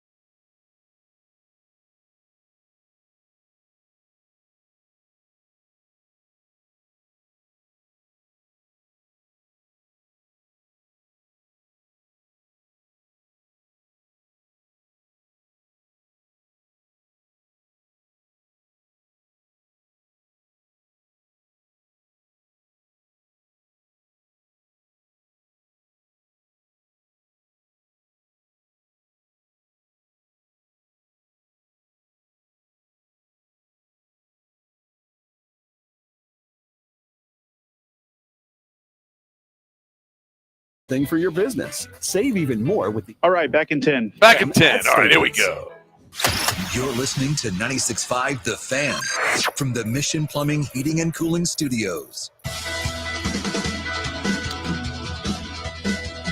Driving right along on this wonderful Wednesday morning. 96.5 The Fan, Fesco, Dusty, now joined by the great Trey Wingo. Whoa. What, Really? The great's not good to say. Oh, it's great. Thank you. We could trade lives. I'm good. I figured. And it is brought to you by Bud Light, the official beer sponsor of your Kansas City Chiefs. Bud Light, easy to drink, easy to enjoy. Drink responsibly. What do you want to see? You want to see a three-peat or you want to see somebody else? Well, I want to see a game close to what we saw in Super Bowl 57. That was awesome, 38-35. Listen, I've been in on this guy since the day he was drafted. After his first season as a starter, I started calling him Hall of Famer Patrick Mahomes. And I see no reason to get off that train at this point in time. So, you know what? We're good here. Yeah. Thanks, Trey. Enjoy Radio Row. Yeah. I hope that people in Kansas City really understand what they're watching, because I get it. You know, Super Bowl 4 to Super Bowl 54 was a long time, and there was that stretch of 8 straight home playoff losses. You could not win at home at Arrowhead, even though it was one of the toughest places to play. This kid is Mariano Rivera. Like, that's the best way to describe him. Doesn't matter what happened in the first 8 innings. He will close you out in the 9th inning.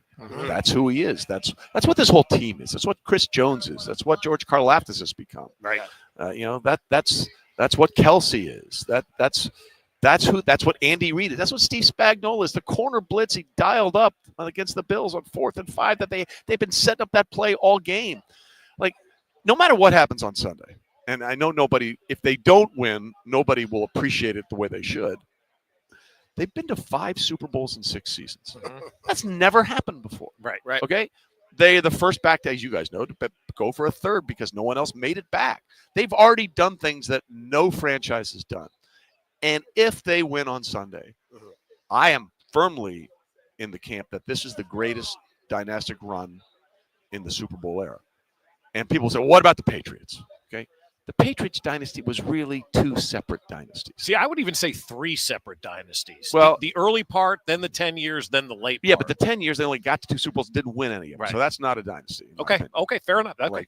Like the early part of the dynasty was Brady, Brewski, Vrabel, Richard Seymour, clock-killing Corey Dillon, Vinatieri, the corners, Lawyer Malloy, Ty Law. That's one dynasty. Yeah. Then they go 10 years without winning. Now, they made it in Super Bowl 42, 46, lost them both. I get it. Right. But dynasties don't go to Super Bowls and lose. Dynasties win. Yep. Okay? And then you have 49, 51, 53. And that's why, to me, maybe the most important play in NFL history or Super Bowl history was the decision to not hand the ball off to Marshawn Lynch. It was 2nd down. If they score there, it will have been over 10 years since the Patriots have won a Super Bowl, and people begin to think it's done, it's over. And who knows what happens in 51 and 53. And that 49, 51, 53 was Gronk, Edelman, Amendola, a totally Vince Wilfork, a totally different cast of characters. What this Chiefs team, to its core, even though it's only 5 guys that have played in all 3 because the things over so matter, but it's Spags, it's Kelsey, it's Butker, it's Mahomes, it's Andy Reid, it's Chris Jones. Those guys are part of the greatest stretch we've ever seen. Yeah, I agree with you. And I'm saying, and I've said this now for a while, they win this one, and all year, really. They win this 3rd straight Super Bowl, Trey Wingo. Yeah. I believe, in my opinion, and obviously I'm biased, as you can see my outfit. No, but you said. and I don't care. But he's the greatest of all time, and there's no more debating who the greatest of all time is, because he would have done something that nobody could ever accomplish, and that is the 3-peat. Well, yeah, and there's a couple other ways to look at it, right? If they win, they will have 4 championships in 7 seasons as a starting quarterback. He's hitting over 50%. Okay? That's ridiculous. It's ridiculous. And the greatest of all time, obviously, Brady is the marker, right? Yep. Well, let's just do the age number, okay? At 29, Tom Brady had 70 regular season wins, 72. Patrick Mahomes has 89. At the age of 29, Tom Brady had 12 playoff wins. Patrick has 17. They both won 3 Super Bowls. Patrick has won 3, but he's been to 5 now with a chance to win 4 by the age of 29. Tom had 2 Super Bowl MVPs at the age of 29. Patrick has 3. Tom had 0 regular season MVPs at the age of 29. Patrick has 2. The point I'm making is he's obliterating the pace of the greatest of all time. Whether it's sustainable to 7 and 35 playoff wins, who knows? Right. All I know is that he is destroying, like shredding. He's Usain Bolting the standard that was set by Tom Brady. So what is more impressive, though? A three-peat or 7 overall? That's a great question. Thank you. And I would say, well, I just don't think 7's ever attainable. I don't believe, and this MFer may prove me wrong. Is it Jack's record in the PGA? Because talent's better, equipment's better, technology's improved, and like Jack, respectfully, and I love Jack. Yeah. You know, there are 8 guys that could win every major when Jack was playing, maybe 5. Yeah. Every year there's 10 guys that have 10 to 15 that can win. So look, the three-peat has never been done. I think in the moment that's the greatest. But if he gets to 7 with the three-peat, game over. Yeah, right. Game over. It's not even a conversation. No, it's right? not. What about Andy? If he wins this one, does he usurp Belichick and Shula, or does he still need that 347? You could make a very compelling argument that Andy Reid right now is a better coach in the NFL than Bill Belichick. I would, yeah. Okay. Yeah. He's the winningest coach of both of the franchises in this game. Okay. He's going for a 4th ring. He's been to 6. Go look at Andy's record. He wins with everybody. Not wins championships, but he wins with everybody. Yep. Go look at Bill Belichick's record with Tom Brady and without Tom Brady. It's night and day. It is a very, very big difference. And I'm not denigrating Bill Belichick in any way. One of the best coaches in the history of the NFL. But if we're being honest about it, Andy has been more adaptive of a head coach and found different ways to win. Yep. And that's Belichick, just a fact. That's just a fact. Belichick, too. I've said this, and again, it's the homer bug in me, but I mean, Bill Belichick didn't win a championship without the greatest defensive player of all time and currently the greatest quarterback of all time, Lawrence Taylor and Tom Brady. Currently, right? Yes, currently, yes. Sunday we'll have a different conversation, but think about that. Belichick's titles came with Lawrence Taylor or Tom Brady on his team. Yeah, well, Chris Jones and Patrick Mahomes. Yep, pretty damn good, right? Yeah, Pretty solid. I want to bring this up because we had this topic last week. I talk about, you have all these people that say they hate Patrick Mahomes. No, they don't. They sports hate, right? Like, and I think that's okay in the world. Yeah. Well, you know what? That means you're great. Yeah, and if they hated the Yankees. Yeah, there was a quote. I think it was from either A-Rod or somebody in the Yankees that when they boo you, it means they respect you. Yeah. Right. Yeah. And I love this because the most hated person, if you do hate anybody on the Chiefs, should be Brett Veach. Yeah. The guy, like everybody uses the cliche saying, plays chess, everybody else plays checkers. He foreshadows what the future is every time in the draft. Like you look at every year, right? Like the defense is atrocious. Mahomes' first year. What's he do? Not just the draft, but goes out in free agency, gets Tyrann Mathieu, gets Spags, completely changes everything. Frank Clark. Trade for Frank Clark. Yeah, they lose the Super Bowl to Tampa Bay, which Patrick Mahomes still is haunted by that memory. The offensive line is depleted. They go out and draft Creed Humphrey. They draft Trey Smith. They sign Joe Thuney. Right? Fix the problem.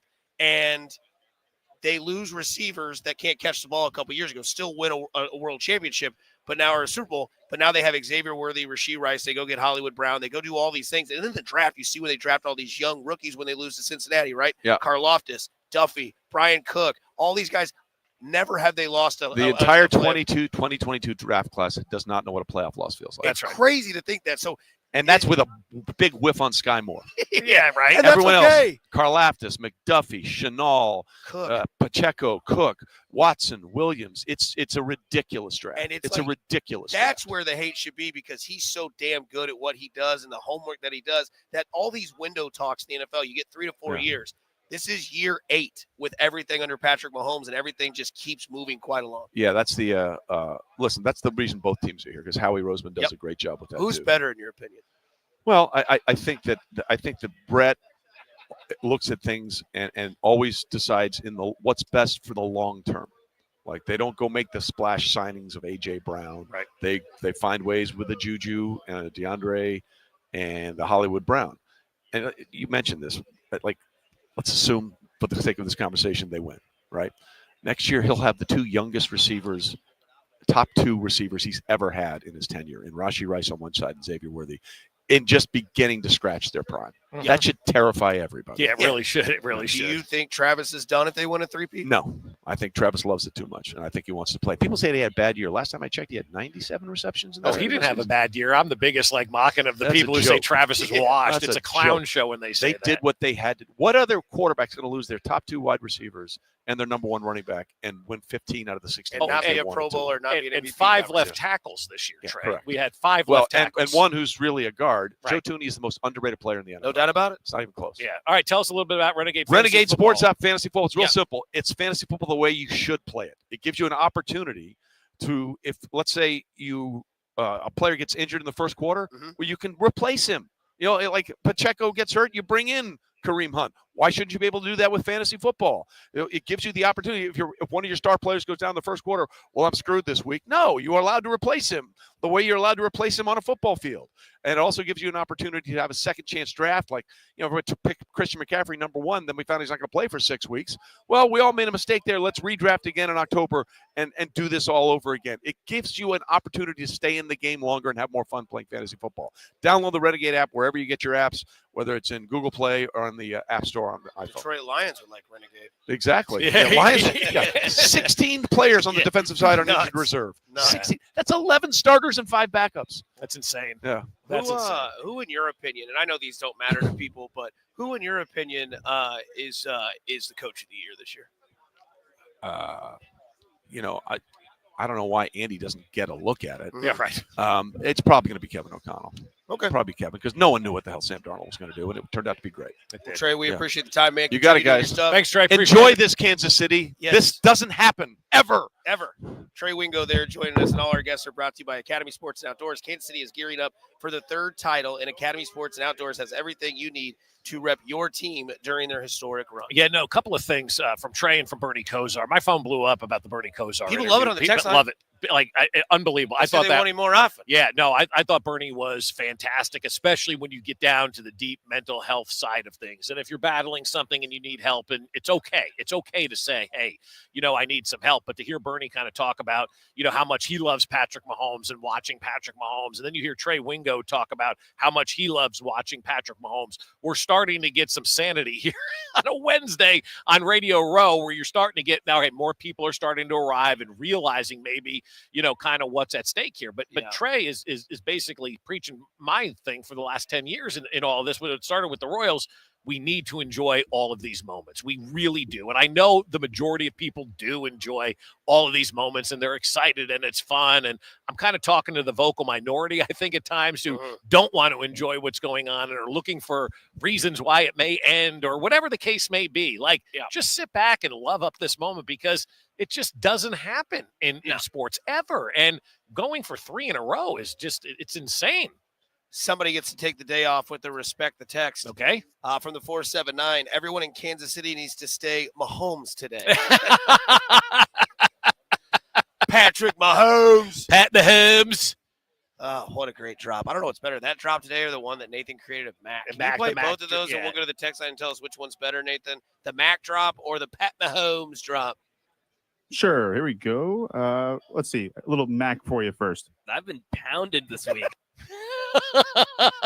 Now you guys are sharing the apartment, right? I just thought of that. What is going on with Mac? Is he slamming beers? Is he eating etouffee when it's cold? Like, what's plead the going fifth. on? Okay. I pleaded the fifth with somebody yesterday. Yeah, Uber driver. Uber driver. That's right. He didn't say he was getting pounded this week. All right. And the second option, the most hated player in the NFL is Pat Mahomes. I mean, I'm getting pounded this week. Pat Mahomes. The Pat Mahomes Philly accent thing is my favorite one. It is. It is my Pat Mahomes. Can you play that whole clip of all the Pat Mahomes from Philly? It's great.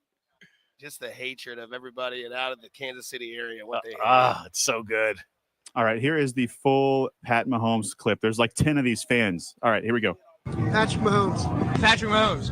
Patrick Mahomes. I cannot stand that sauntering ass Pat Mahomes out in Kansas City. Can't stand him. His stupid Kermit the Frog voice. Can't take it. So what else he got for me? Patrick Mahomes. Pat Mahomes, baby. Fuck him. Gotta be Pat Mahomes. Fuck him. That's why. Mahomes. Can't stand that. Pat Mahomes for sure. Patrick Mahomes. Flops.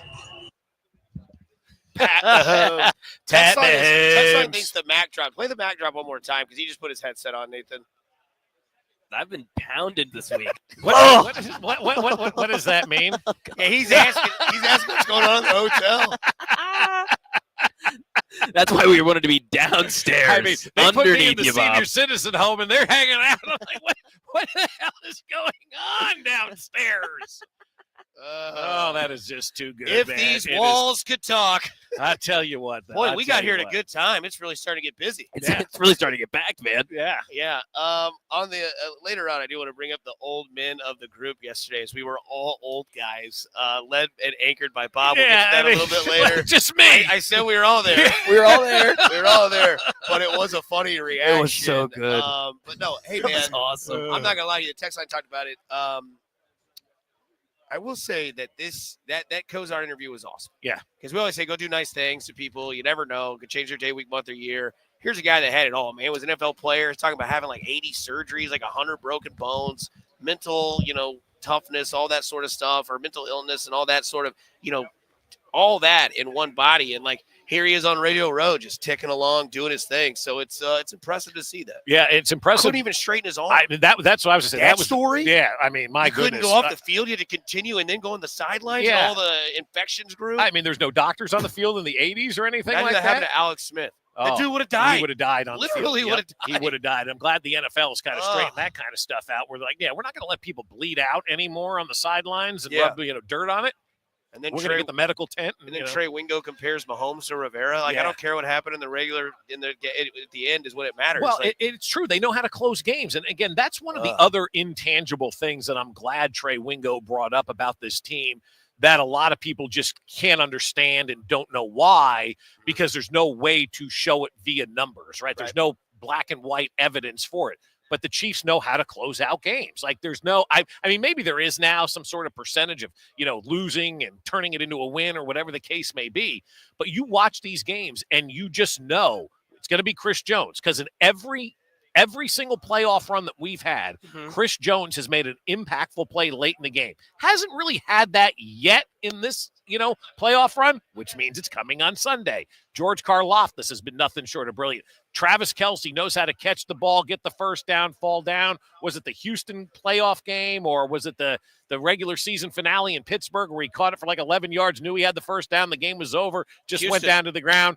That's how you close out games. Patrick Mahomes knows how to use his legs to close out games. And then, of course, I don't think we've talked enough about that corner blitz with Trent McDuffie in the Buffalo game. That was dialed up right at the perfect time to end the Buffalo Bills season. Like, I want to get more into Steve Spagnuolo as the week goes on, but we talk about unsung heroes and people who just don't get enough credit.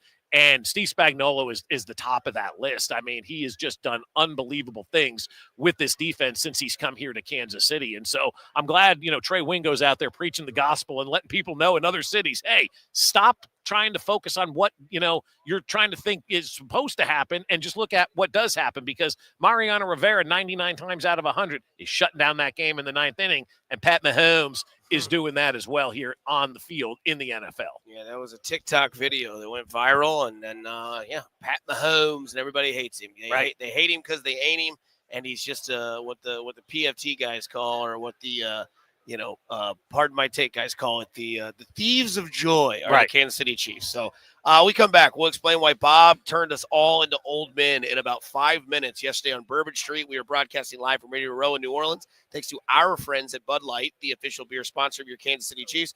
Bud Light, easy to drink, easy to enjoy, drink responsibly, and the big game coverage on Sunday is on 96.5 The Fan, brought to you by Community America Credit Union, member-owned, open to all, invested in you. Join today at communityamerica.com. We get old on the other side here at 96.5 The Fan, your home for the Kansas City Chiefs.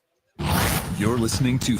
All right, you're clear, Bob. All right. I'm looking at all these spots. Like, you by next time Bud you Light, spread the these out, official like, I don't care where they are in the log, like having 3 in one break they did. Well, there was two in the next break at the end of the show. So usually, and I can still stack them there if you'd like. Yes, let's do the high V one in the following break because them and Smokehouse. Got it. Yeah, okay. Got it. Okay. Yep. Your home for Chiefs football. 96.5. All right, here you go. The Fan. Well, I'll tell you what, you know where we are down in New Orleans, and if you're getting ready for the big game, then my friends at Smokehouse Barbecue are going to cater your event. That's what you want for the big game. You want the best barbecue to watch the biggest game, and Smokehouse Barbecue is going to cater your watch party with their big game party pack. Listen to this, 2 pounds of brisket, a pound of wings, a quart of mac and cheese, a quart of beans and buns, all for just $89.95. And that serves 6 to 8 fans on game day. And you can place your big game orders at smokehousebbq.com or just stop into one of their 3 locations in Independence, Gladstone, and Zona Rosa and say, hey, while I'm sitting down here having a great meal, I want to get in on the big game party pack as well. So you can order that. And when you're dining in at Smokehouse Barbecue, the barbecue nachos are a can't miss. The crispy meat, the pulled pork on top. I'm loving their pulled pork or their pulled chicken sandwich right now. I think that's one of their best items on the menu. It is fantastic. And of course, their world famous hickory pit beans that cook under the brisket for the final few hours to give them a flavor just that nobody else can match. So check them out at smokehousebbq.com. And don't forget, Valentine's Day, they've got a great dinner for 2 for $59.95. They're hogs and kisses, appetizer, baby backs, pork spare ribs, bone-in chicken, burnt ends, pulled pork, 2 sides, and a dessert to share. All at Smokehouse Barbecue. That's smokehousebbq.com. For over 35 years, locally owned and family operated, it's Smokehouse Barbecue. Bud Light was All right, you're clear. 25 seconds. okay to drink beer, even when the little things in life are hard, like when the game is going into overtime, but you have even more time. I don't get it.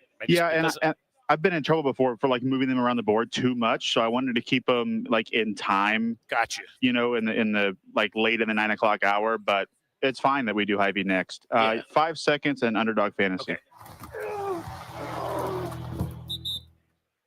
All right, Missouri sports fans, listen up because I've got great news for you. Underdog is available to play in your state. The best app for your big game party is actually on your phone, and it's called Underdog. Underdog is the best place to cash in on all of your takes during the big game.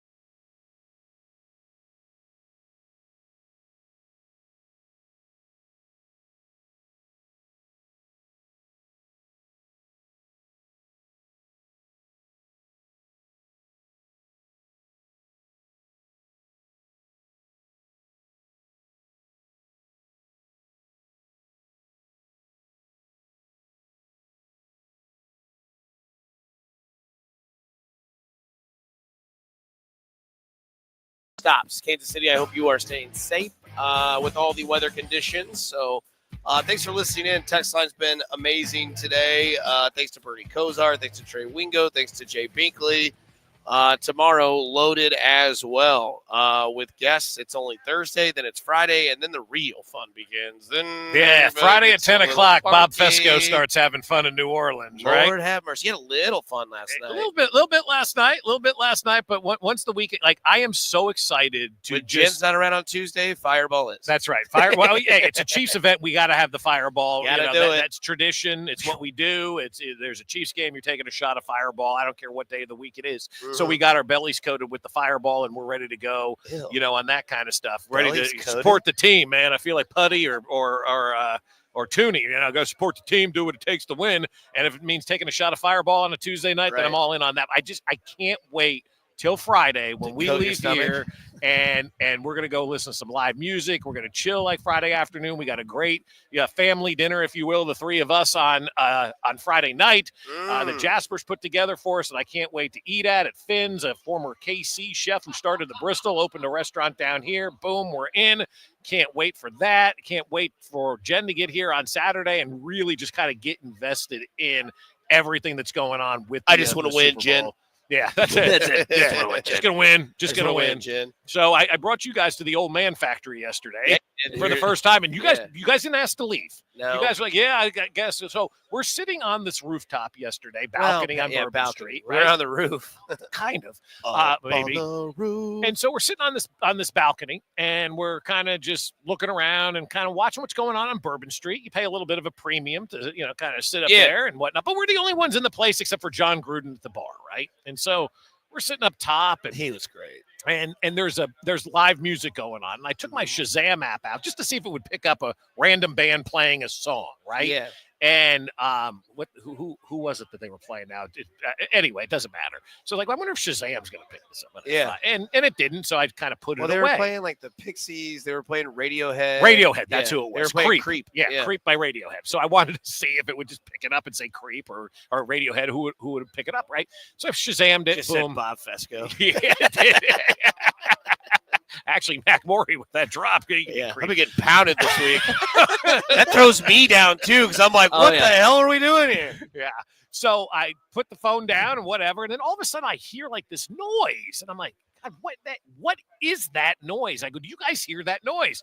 And Mac's like, yeah, I hear that too. He goes, man, Destiny's like, I think it's a pipe. There's no pipes within sight, and it wasn't running water or anything. I go, it sounds like a squirrel, And then I hit the line with, come to think of it, I haven't seen a lot of squirrels in New Orleans this whole time. And we're like, what in the hell is this noise that we keep hearing? And it just keeps, it's like getting louder. It sounds like it's inside the shutter. Like, what's going on? And this conversation, probably about a 10-minute, 15-minute conversation, because we go back to eating and looking at some guy in a mullet wig carrying around a 12-pack of beer down the street and his jorts and things He like looked that. like Joe Dirt. Yeah. But like if he did steroids. Yeah. And it was wild. Then we looked at the military that are protecting the area, and they're doing a great job. Like, I don't feel any safer in life than you do down there. They've got every street is blocked off, secure, army, military with like you feel safe in the French Quarter. So we're checking all of that kind of stuff out. What the hell is that noise? Is that? It's got to be is there a squirrel? And I don't know, man. It's driving us nuts. All of a sudden, I realized my phone was playing. I'm like, oh, my God. And Mac's like, that's something Grandpa does. And I said, look, if I leave my flashlight on, then we can have some conversations about being the old geezer in the room. I said, this thing was playing music, and all three of us are like, I think there's a squirrel. I think there's a leaky pipe. It has to be a squirrel. What's that noise going on? None of you picked up on it that it was my phone playing either. So I didn't know you got on your phone because I did a hit with Cody and Gold. So I missed that part. So I'm kind of out of the loop a tiny bit. Right. But, yeah, I'm with you. I was like, man, but then I thought about it. I was like, I haven't seen a squirrel. Seen a lot of crows. Yeah. Seen a lot of squirrels, but that weren't varmints. They were humans. That was crazy because then all of a sudden we just had that moment where we all just like, I don't know if that was like the like birth of this trip in that moment where we all just kind of let out like this huge gaping laugh. Yes. And all of a sudden we're sitting there, Yeah. You guys had also been like 7 hurricanes deep, but no, I kid on that, obviously. But no, they had their hurricane yesterday, right? You got to have a hurricane when you're in New Orleans. You don't remember much after one. And we'll go to Pat O'Brien's at some point and get, one of their. I think that could be a Friday thing. Go to Pat O'Brien's at noon, a little bit before that, maybe get down on the Frenchman Street, hear some live music, get some dinner. Like Friday's going to be the day, man. Like Friday's going to be the Cat's Meow, which used to be a great bar down here that's no longer in existence. That was one of the great like karaoke, just live music, fun bars, and it shut down for. From the text line, Bob's hearing aid was having issues. LOL. My grandmother used to wear them. He would buzz all the time. Turn your hearing aid down, Grandma. That hat's not covering your ears. No, it's not.